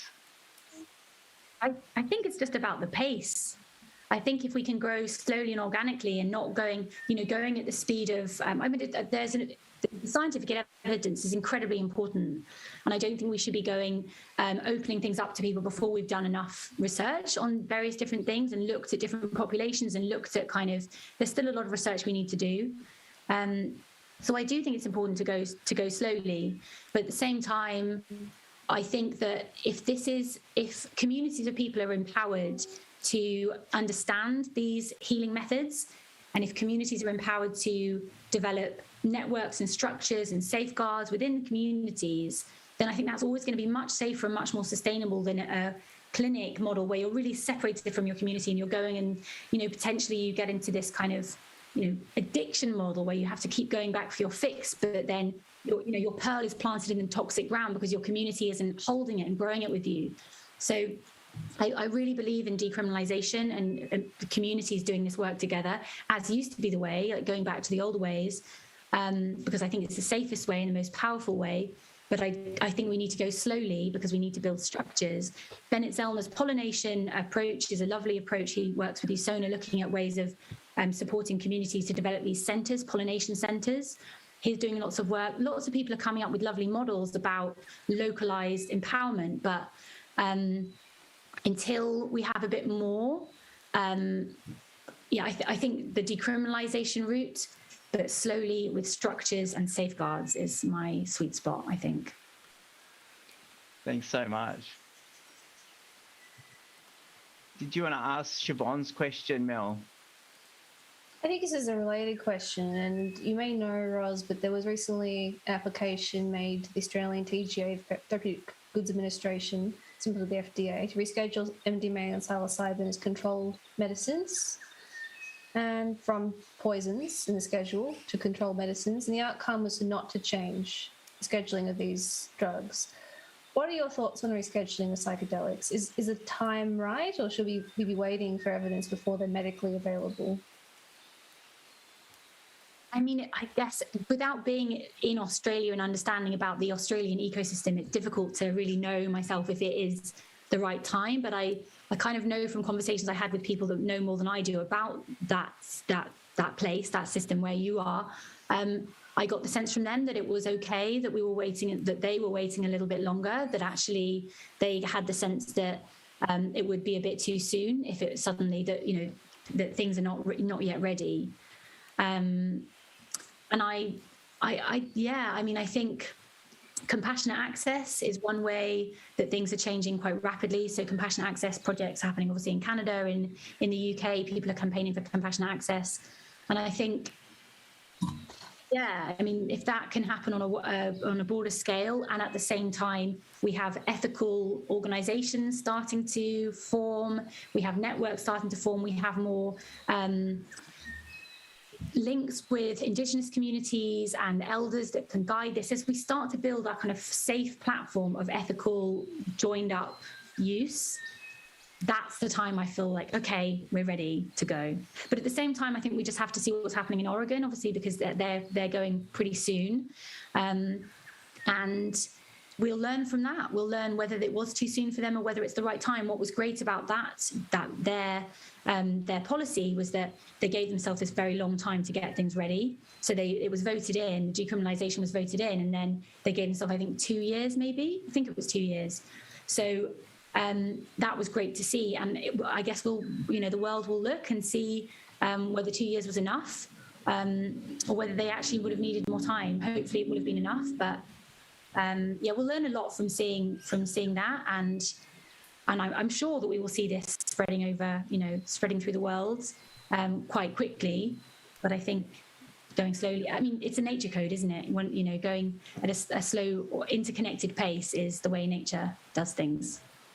Definitely a space that is able to hold conversations and Well, that's the key thing with Oregon. That's actually what PRISM's position was on rescheduling, that it was a partial supportive, yes, but we need a period of integration, a period of planning, a period to actually understand and look at what clinical implementation would be like. And I guess going on from that, the next two questions are a bit more clinically focused. And one is a question that came to me from a dear friend. I sort of sculpted it together a little bit, and that is, perhaps like the ecosystem of roots within one tree, what are your thoughts on multiplicity of mind and how parts are affected by psychedelic-assisted therapy, parts of ourselves? Our experience of mind, or parts of us, has been greatly illuminated by the lens of modalities like maternal family systems, but before that there was also more like the psychosynthesis model, and even Buddhism has talpas, and these may relate, as you mentioned, to things like polyvagal theory or different orientations within the nervous system. So there is this deep somatic element to multiplicity into parts. And have you explored IFS or parts work personally, and how do you see it's another strategy for working with the body, for the somatic, with the polyvagal? And how do you see an awareness of our own inner plurality relating to psychedelic therapy, both individually and collectively? Lovely question. Thank you. So when the ASA model was going to hopefully be a psychedelic therapy model, when we were going to offer it at Synthesis Institute, IFS was going to be a big part of it, because I did one of the tree meditations that I did with the group there was around, which one was it? It was the ash tree, and in it was all about meeting the different parts of yourself. And it was kind of loosely informed by IFS. I haven't done formal IFS training, but I've read the books, and I have colleagues that have. And I find it really useful for myself, thinking about the different parts of myself. And they found that one of the most powerful tree meditations that was going to be developed. And actually, it was very much in consultation with the participants of the program themselves, because some of them were reading books about IFS and embodied somatic IFS. There's a brilliant book about somatic IFS. I can't remember who it's by. It's got a green cover. It's very brilliant. Okay, cool. In fact, I'll remind myself too. That was going to be a very big component of the psychedelic therapy model. But the thing is, now that this is going to be offered as an online community, it can't be therapy. And IFS is really going into, when you start to go into those protector parts, and when you start to go into what those parts are protecting, it takes you very deep, I think too deep for an online community. So I hope someone somewhere will, and I'm sure people will, and I'm sure people already are, developing psychedelic therapy models with IFS as a strong component, and polyvagal theory in informing that too, as you say, the different parts of ourselves on a biological, somatic level. But yeah, it's not something I can really focus on right now. But I know that it will be wonderful. In fact, I think recently there was a psychedelic conference or webinar. I can't remember who it was by Richard Swartz, the IFS kind of founder, with some psychedelic, with maybe. I think it was with Robert Falconer and also Richard Schwartz. Okay. Yeah, so that maybe people could search for that, because I don't know whether you have to pay for it, whether it's just online, but yeah, people are starting to put psychedelics and IFS together for sure. I think that idea of the protection is really interesting, because ultimately that's one of the key functions of the ego, protection, but also personality. And I think, there's this focus in psychedelic therapy of ego dissolution, which is related to self-transcendence, and may allow the sense of connection to self, our different parts of us, others in nature, but the ego always does return. Protective systems always return.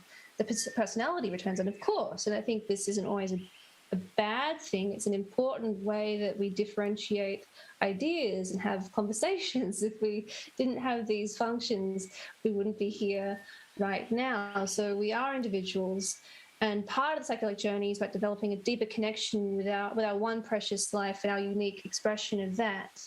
However, as we've discussed earlier, we live in a culture with this heavy focus on individualism, which has perhaps been taken to an extreme and is still being driven in an extreme direction, and can be separating and dissociating away from others and our parts, our whole system. So how do we balance and nurture a healthy drive for self-expression and self-agency without the risk of a perpetual self-focus, self-improvement, overly individual, separated self? Well, that was the whole reason for the development of this kind of community model, because what I saw in those Zoom sharing groups with people, so in our psychedelic therapy model, there was no space at all in the clinical trial for anything in community, anything in groups. It was all just the individual with their therapists. And the only reason we stumbled upon the power of these Zoom sharing circles was because of COVID, but seeing what happened in those groups was people had all had their own pearl dives, their own individual journey. They were all in their own world of what it means for me, my lessons, and how am I going to take it forward, and what it means for me. They're in their own world. And then they're in a group of 9 other people, and they hear someone else's story, and then immediately their heart goes out to that person, and they're like underneath the ground, their roots are connecting with that person's roots. And then they hear another person's story, and it's like their roots are connecting. So then their roots are all connecting with each other. And suddenly you have this situation where, yes, they're holding their own story and their own parts, but they're also bonding with the other person and their ecosystem and their parts. And that is the healing. I think one of the most important things we can do for genuine healing is help other people. I mean, if there's a really amazing podcast from something called Compassionate Communities, which is from somebody called Julian Abel, who is a GP, and he's looking at community interventions for helping people just connect to each other and have those little bursts of oxytocin that you get when you have a chat with somebody and you bond with somebody. And he did a podcast. It's on the Compassionate Communities UK website with somebody called, I can't remember his name, Maff. It's quite an unusual name. It's Naff, Maff Potts, I think. And he talks about how he started a community group, which was all just about, sorry, this is a bit of a long story. I'll try and make it quick. He talks about how he went through his own trauma, the loss of his parents, and he was very much in his own world and with his own grief. And then one Christmas, he decided to volunteer at a homeless shelter because he had lost his family, and so he didn't know where to go, so he decided to go and volunteer. And he said that he went there with this real sense of like, oh, I'm good, I'm volunteering at Christmas, I'm being very compassionate and very giving here. And what he found was that the homeless men and women that he was with those days gave him this huge gift of him being able to do something for somebody else, and the laughter and the humor and the connection with them, and that actually he was getting something from them because they made him feel like he was useful. He wasn't giving really anything. He was giving them a plate of food, but what they were giving him was the sense of being human, having a purpose, being connected with them, being able to bond with them, have a laugh with them. So he says, he's got a brilliant quote. It's something like, if somebody needs help, it's basically like, it's converting the idea of if somebody needs help, give them help, to if somebody needs help, get them to go and help somebody else, get them to go and give to somebody, because it's our best way of moving through our own pain. So I really think that when thinking about the work I've been doing, it's been incredibly helpful for me as a person to be able to engage with this work. And the participants in the program who are then becoming sharing circles say that being able to offer this to other people is what really is way more powerful than any other intervention. So if we can create systems where we are able to connect with each other and offer something to somebody else, we get so much back from that. So reciprocal community, I think, and is going to be the way we can properly heal. I'm conscious of time. Maybe Mel and I could ask one last question. One thing I come across a lot is with so much enthusiasm at the moment among practitioners who want to get in to this and become psychedelic assisted psychotherapists, there's a big focus on people trying to obtain the knowledge and experience to be able to do so. In Australia, at least, there's not any accredited training available at the moment. And so I was wondering what you thought such a training program might look like, and in the absence of that training being available, what can practitioners do to get skills to work in this space that doesn't involve them, spending, copious amounts of money on training that's not actually accredited? So the single most useful training that I did, so I didn't do a psychedelic therapy training program because there were none when I started. The single most useful training I've ever done, and I imagine there is an equivalent one in Australia, was for the Samaritans. So do you have Samaritans in Australia, or do you know the name of Samaritans? Yes, we do. So Samaritans, it's a befriending service for people in crisis, and it's a hotline. We have it. The one I was in London was a hotline, and it was also a centre where people could actually come in. And the training that I had for Samaritans was the best. I mean, clinical psychology, doctorate, this, that, nothing ever comes close to the free training I had from that voluntary organisation, because it's a bit like what I was just saying about like Math's podcast about befriending. What Samaritans train you to do is to listen and to walk alongside and befriend rather than direct or advise or try and kind of tell people what they think is right for them. It's completely coming away from the idea that there's an expert with an idea that's right, and it's instead coming to the idea that when we are in a time of crisis, we need somebody to walk beside us and hear us and remind us that we are whole and that we are important and that our voice can be heard and that we have the inner healer inside us, because we do. I mean, all psychedelics do is allow us to access that inner healing intelligence. So Samaritans training, they train you to have calls with people who are at the point of wanting to end their life. They're going through such a time of crisis that they're at the end. And if you can, and it takes a lot of training, it's hard. At the beginning, I was really rubbish at it. I kept wanting to do this or fix something, or have you tried this or have you tried that? And you get they mark you down if, like, no, you're still not getting it. They say that the hardest people to train are therapists, doctors, all the professional healers are the worst. And actually, people that haven't been trained in that way are much more talented and gifted at this. It takes a long time to pass the training until you can actually stop trying to fix, and you can walk alongside someone in that moment of greatest desolation. And that's the best training for psychedelic guiding. I teach my students motivational interviewing, and we talk about the writing reflex, which is very similar to that. I'm catching up with a student tomorrow who's a volunteer with the Samaritans. I'm sure she'll be very chuffed to hear that you rate it as the best training that you've done. Yeah, I'll always be grateful for them. And it's run by such lovely people, because people are all volunteering off their own free time, and they've often had loads of experience with this work, and it's beautiful, beautiful work. And can't recommend it enough. Thanks so much. I know we've had a lot of questions come in. We can't get to them all. Mel, did you have one more that you wanted to? I think that's all the questions. Okay. Well, do you want to say some thanks then?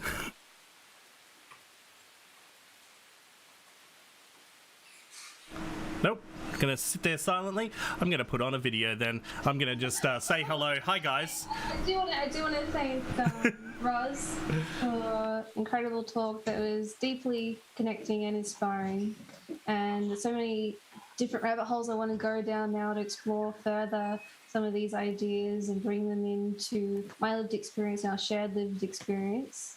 So I'm really appreciative of that, and also for the work you're doing. I'm really excited to watch this integration network grow and how it's going to impact many people's lives and share really important knowledge through experience and through connection. Yeah, likewise, very extremely grateful that you've been taking the time to speak to the Australian community. The focus on integration, I think, is so important. It's something that's often overlooked in, as we all focus on, as researchers and companies focus on the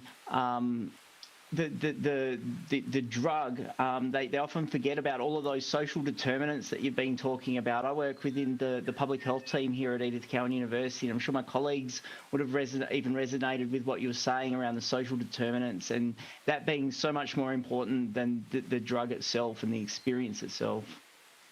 Yeah. Thank you.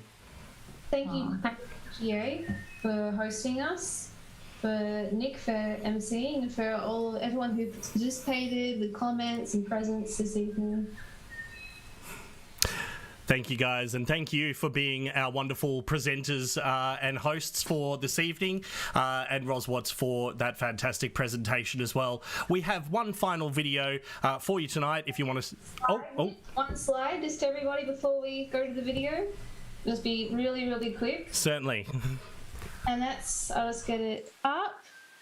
So this is just a community event from the Mental Health Professional Network that you'll be able to see both Steve and I at again, and also Ronny, who's the founder of EGA, Liam, who's doing a lot of great work behind the scenes at EGA, and also some leaders from the Australian Psychedelic Society, who I think are present tonight as well, Sam and Meredith, as well as Alana, Nigel, and Traylor, who are working at the recently launched Biomedicine Institute. And this event is really about a lot of the ideas we've been discussing tonight in terms of bringing multiple perspectives together to discuss collaboration, ethical accountability, and the rapid growth and also the holding of that growth in the psychedelic community in Australia.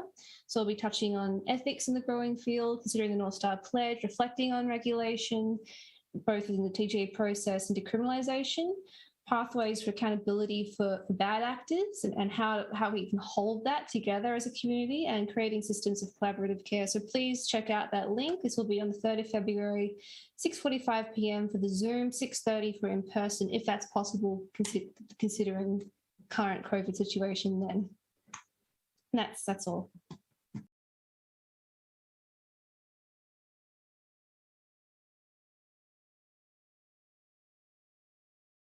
Hi, I'm Jonathan Carmichael. I'm the president of EGA, and tonight we have an interview with Dave Nickles, the psychedelic cultural critic. Dave, thanks for joining us tonight on EGA Entheo TV. Hey, Ronny. Thanks for having me. It's great to catch up, and I'm excited to connect with EGA again. I just really want to touch base with you because we've just released your 2019 lecture, Notes from the Underground.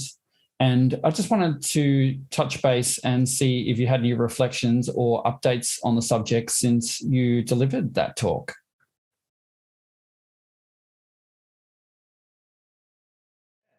Yeah, I appreciate it. It's something that, so first, I recognize the reality of when you're putting on events to then have to process all the videos, especially when you've got PowerPoint slides that go along with them and syncing all that up. I know it takes a bunch of time and effort. And I know that with EGA as a nonprofit and the realities of staffing and attending to everything, that kind of stuff always takes a bit of a backseat. And as excited as I would have been to get it out earlier, I'm stoked that it's out now. And I think it still offers some pretty valid and interesting commentary as far as how the field has been changing and continues to change. The talk certainly is a very deep dive into DMT extraction and DMT synthesis. There's a little bit of that. But I mean, considering the things, I would say, I think looking at things as far as cultural barometers and discussions of 5-MeO DMT synthesis versus toad sourcing and things like that. I mean, I would say it is still as relevant, at least, as it was at the time. And I think perhaps more people are aware of and open to some of those conversations now, or at least I'd hope so. So in your mind, Dave, can psychedelic profit be ethical? Well, I think some people might say it's a cop-out to answer it in this manner, but speaking sort of most broadly, I guess I would say, and probably wrong to attribute it to Mark Fisher, but someone said there's no such thing as ethical consumption under capitalism. And I think in talking about psychoactive plants or psychedelic plants, what I mean by that is I've long supported people growing their own, extracting their own, share and share alike when it comes to ethnobotanicals. But even if I imagine my own self-sufficient ethnobotanical garden, right? How am I fertilizing those plants? Where is the fertilizer coming from? And if it's not some store-bought something or other that's factory produced and comes with all the exploitation in that. Let's imagine some world where I'm growing all of my own food and composting all of that scrap, and all of that compost is what's fertilizing the plants. Well, even then, like, the land that I'm living on has been secured through some process of colonization and privatization. Whether I rent or own the land, there's questions of like how that private property came to be. There's questions of the broader social relations around growing those plants. How do I own them? What is the market in which I'm selling, trading, what have you? And so I think for me, it calls things back into question about the need, I think, to examine our social relationships more broadly, which has been a core theme of many of my own psychedelic experiences. Now, this is not to get into the weeds and say, oh, we have to look at every minutia of capitalism in order to answer whether or not there is some sort of ethical future for psychedelics. I think the question of like an ethical future is bigger than psychedelics. Like, I don't think that there's a world in which capitalism is intact, yet somehow psychedelics have managed to carve out some magical niche of like, I don't know, utopian trade, barter, existence, whatever, right? Like, for me, when I think about what would sort of the most, or what would a more ethical psychedelic practice look like as far as sustainability, as far as sourcing, as far as, for me, I would say non-commodified exchange of psychoactives, like, it's literally about, for me, not making it into a product. When we're talking about things like, so we could probably lay aside LSD and MDMA, MDA, whatever sort of synthetics, and say, let's just focus on things that can actually be grown as, plants, fungi, whatever. I think most of us probably have enough sort of connections in communities that we could imagine a world in which folks could sort of grow the plants that they had affinity for, or fungus that they had affinity for, and trade that around, share it. Like, when you think about what it takes to grow psilocybin mushrooms, it's not particularly like resource intensive or time intensive. I mean, similarly, if we think about what it takes to grow cacti, if you have a friend with land, even sort of divvying up those responsibilities of like, okay, well, do we have somebody who's willing to buy seeds and start seeds in Coke bottle tech or whatever else that's, whichever the propagation method du jour happens to be. I think the question of sharing those responsibilities around within a community raises really interesting questions and potential models. We could even say like rituals around even outside of the use itself, right? Like, if you have a community of people that is not just tripping together, but is also like growing their own plants, I think it raises interesting questions around exchange and relationship to each other, as well as the plants, as well as the experiences. And so for me, like, I don't think there's a world in which there are like corner store psychedelic vendors that somehow we imagine as being like, oh, well, they're an ethical supplier of these things and we go to the shop and do this, just because the realities of supply chains are kind of nightmarish. But if we imagine something that I think is in some ways less about the plants and more about the social relations around the plants, then I think interesting possibilities arise. And I think that those social relations should also be applied to more than just the growing of psychoactive plants. How do you avoid overstepping the mark when it comes to whistleblowing?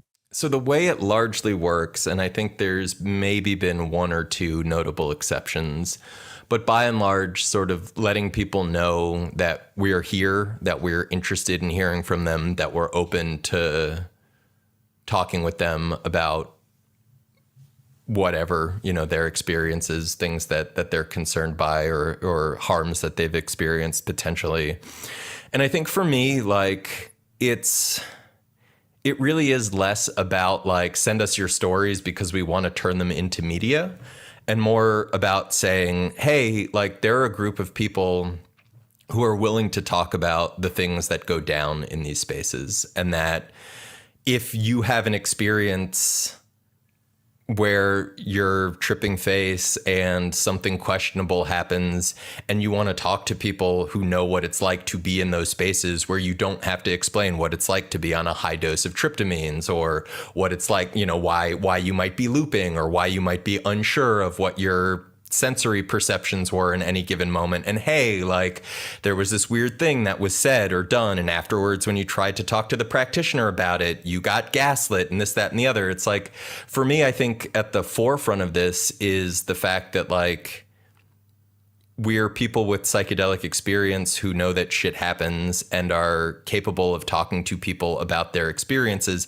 And frankly, like, for me, that's sort of the front line of it. It's like, if people want to talk, like, I'm happy to talk. I don't think, I've fielded all sorts of disclosures that have never come close to being stories, whether it was because the person wasn't interested in a story or in pursuing like media coverage of it, or simply because it wasn't the kind of thing that made for a particularly, let's say, compelling story. I think for me, at the end of the day, it's more about showing up as a human being and saying, like, the world I would like to live in is a world where if somebody encounters difficult experiences or unfortunate interactions in psychedelic spaces, or under the influence of psychedelics or other drugs or what have you, and they want to reach out and talk to somebody about it, that, like, there can be an empathic and receptive ear on the other end. As far as figuring out, like, when that becomes a story, I mean, so, like, if there have been times where keeping my eye open around the space for about, a decade and some change at this point, like, you hear stories about things, right? You hear stories about people, you hear stories about retreat centers. So when somebody calls up and says, hey, like, I had a not so great experience with a 5 practitioner, and you say, oh, well, can you give me a name? Is that something you feel comfortable with? No pressure, because again, like, at the end of the day, it's about what that person needs in the moment. But, if somebody rattles off a practitioner and it's like, oh, actually, I've been keeping an eye on them, or, oh, there were certain things that struck me as red flags, but I've never had a concrete complaint against them. Would you be willing to share a little bit, and let's talk about that? I would say for me, like, one of the things is it's a two-way street. Like, if somebody comes to me and says, hey, I experienced this thing, and I know, I have verified reports about that person or that retreat center or what have you, like, I'm happy to share what I know, because again, I'm trying to help people figure out how to sort through their own experiences. And to the extent that I can put people in touch with other people or help fill in those whatever blind spots, I'm game for that. And I think as far as going too far, for me, like, I don't think that there's an instance in which I'm open for discussion around that. Like, for me, I think one of the big things is to be willing to have discussions around strategies and tactics, but also, like, a willingness to say that, like, I don't agree with everyone, right? And I don't necessarily have the same strategies or tactics. So one of the things that's really common is for people to tell me that if I took a different tone, I might be more effective, that they're not against what I'm saying, they're just against how I'm saying it. And for me, I think what I would like to encourage in those instances is for everybody, like, if you really care about my message, but the thing, or the message, because it's not my message, but if you care about the message, but you don't like the way that I'm delivering it, I would invite you to deliver your version of that message in your tone. And then let's talk about why we think those different strategic or tactical approaches are valid. Let's see where we line up in our analyses. Let's see where we differ, and let's have the conversation about that. Because at the end of the day, like, I think it takes a diversity of tactics to actually maintain a psychedelic space in which there's an attentiveness to the power dynamics that can be so readily abused, especially now, especially in this moment where so many people are flocking to psychedelics post Michael Pollan's books and the notion that like these things are becoming mainstreams and perhaps becoming medicines. And with so many people flocking into these spaces, if people are really concerned and considerate of like the potential for abuse and the issues with new people experiencing transcendental states and all of the sort of the potential inflation or suggestibility that can come with that, then I think, like, I would like to see a space where folks look out for each other and encourage each other to look out for each other in the ways that make sense. And let's talk a little more about whistleblowing. Thinking about like more visible people, I don't know how many people, like how many folks I've encountered where it's a notable figure and there's only sort of one red flag, and that's the grounds on which somebody is making an issue.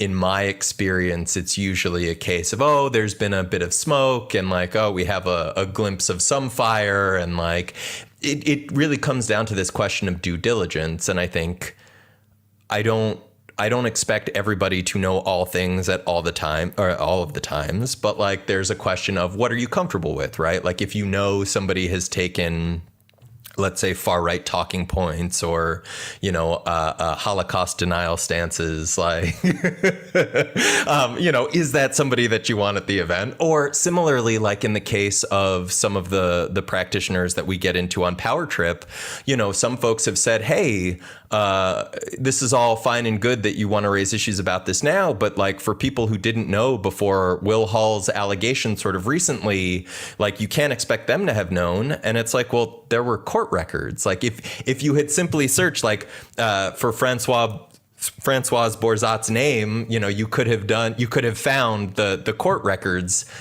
for some of the allegations that were filed. And for me, it's less about, and especially as we're talking about like criminal subcultures, like it seems like an odd place to say innocent until proven guilty, given like, you know, some of the things that go down and what we're talking about as far as like criminal legal systems. For me, I'm less interested, I think, in playing like judge or jury and more in looking at things and saying, well, based on these reports, you know, I feel more or less comfortable with this person being, you know, having access to a particular platform, and here's why.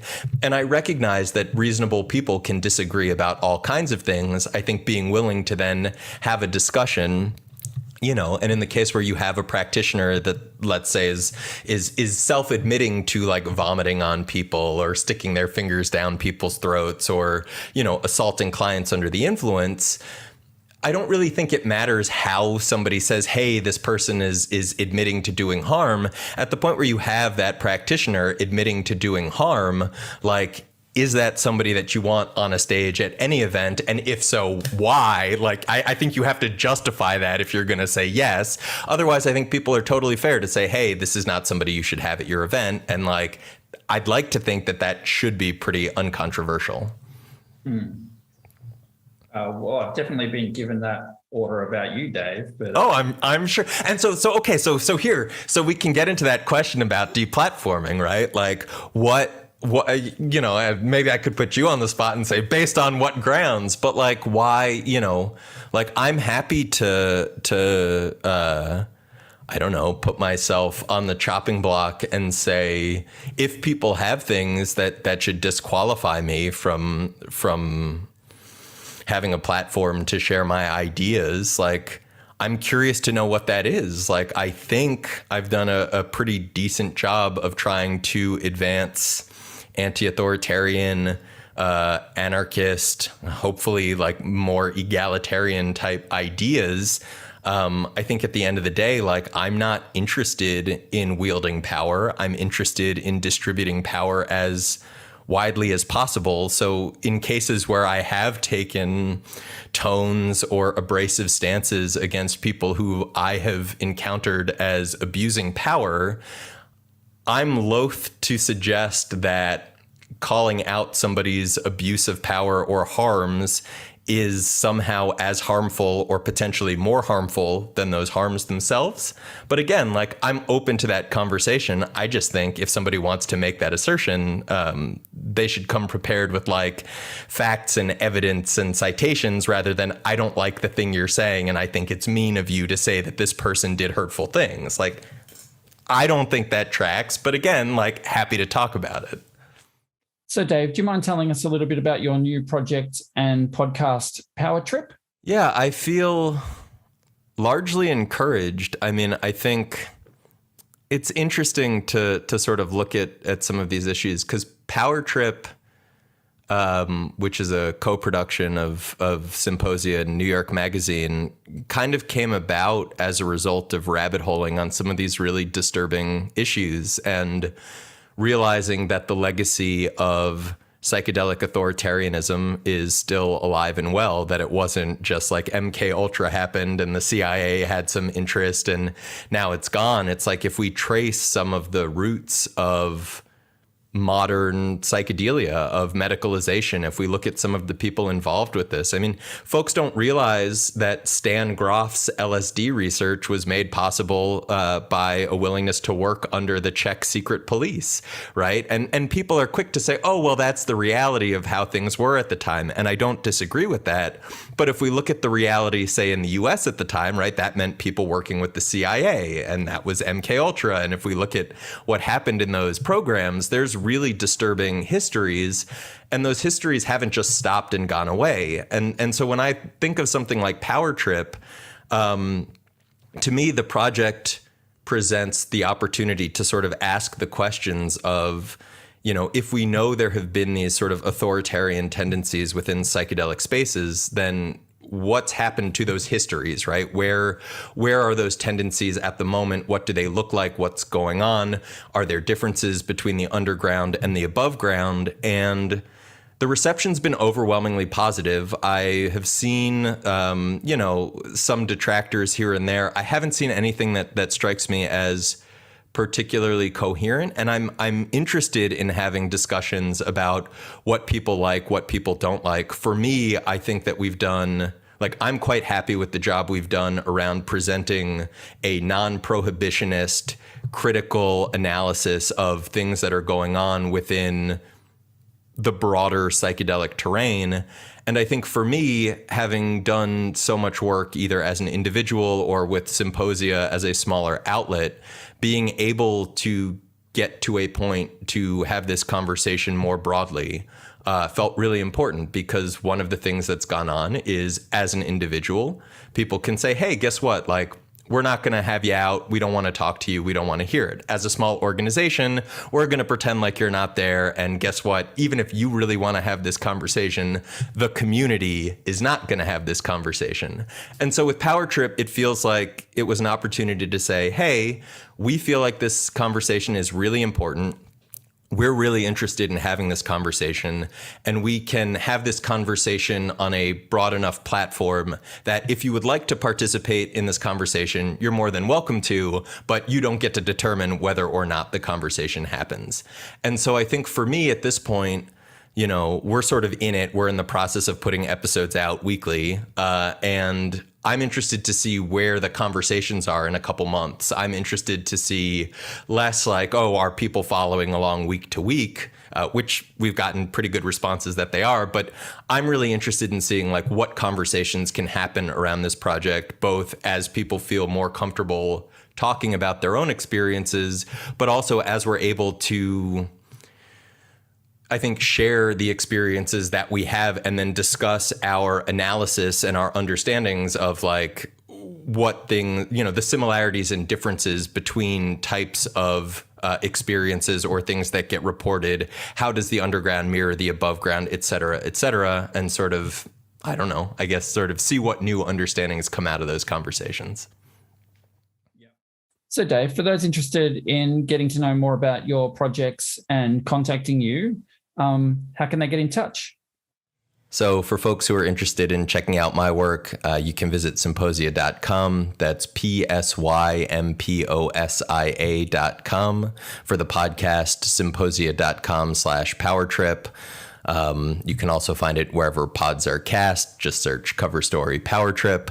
Symposia is active across social media channels. You can find me on Twitter at D_Nickles. That's D__NICKLES. You can also shoot a tip if you have a tip for a story or something that you think is newsworthy. Feel free to reach out. tips@symposia.com. And I think that does it for my pluggables. Thanks again, Dave, for joining us today on Entheo TV. Thanks again for your fantastic lecture, Notes from the Underground. Everyone should definitely go and check that out. You can find that on Entheo TV at the moment. And also, thanks for letting us know about Power Trip. You can check that out at a few places, but I've been listening to it on Spotify. It's been fantastic so far. Dave, have you got any final messages for us here? Yeah. Thanks so much for having me, Ronny. It's been really great to chat with you. I know it was kind of long and rambly and we covered a bunch. I'm sure only some of it's going to be able to make it into that final cut. So I can't thank you and the EGA team enough for having me on. I'm looking forward to hopefully things changing around the borders and international travel and that whole nine and being able to come out for another EGA. I know we've got the December conference penciled in and I guess we'll see what happens in the meantime. But really looking forward to hanging again. Thanks.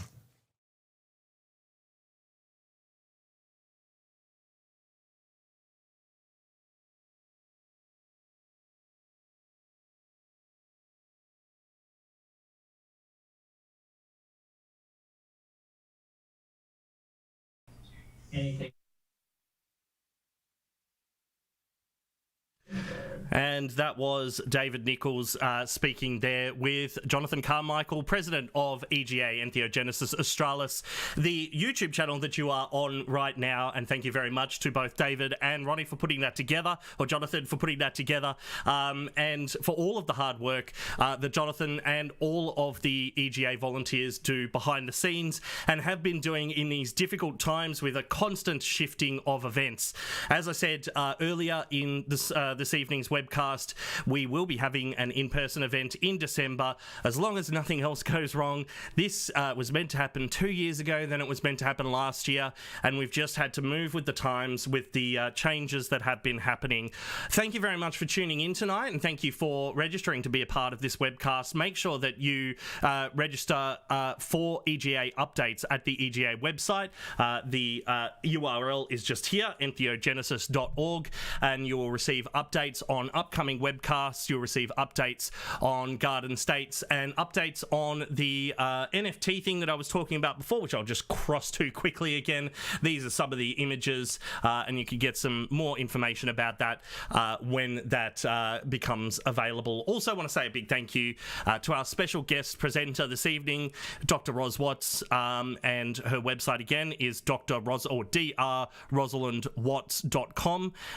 She said there's nothing really there yet, but she will be adding things in time. And also thank you to PRISM, Psychedelic Research in Science and Medicine, who have been our collaborator this evening and partner in bringing this webcast to you, and also our sister organisation. So prism.org.au, prism.org.au is where you can go to find out more information, and you can also donate to them here, donorbox.com/prism. Every donation helps to continue this kind of work if this is something that you love to see.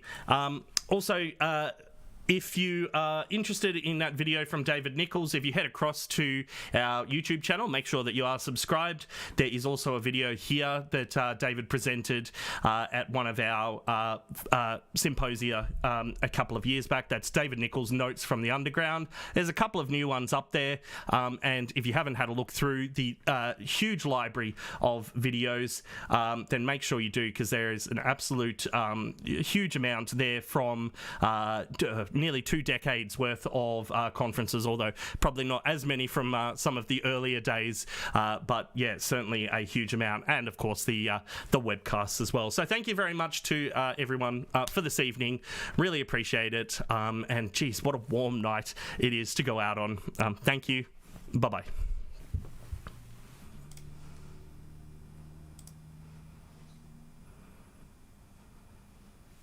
Like, subscribe.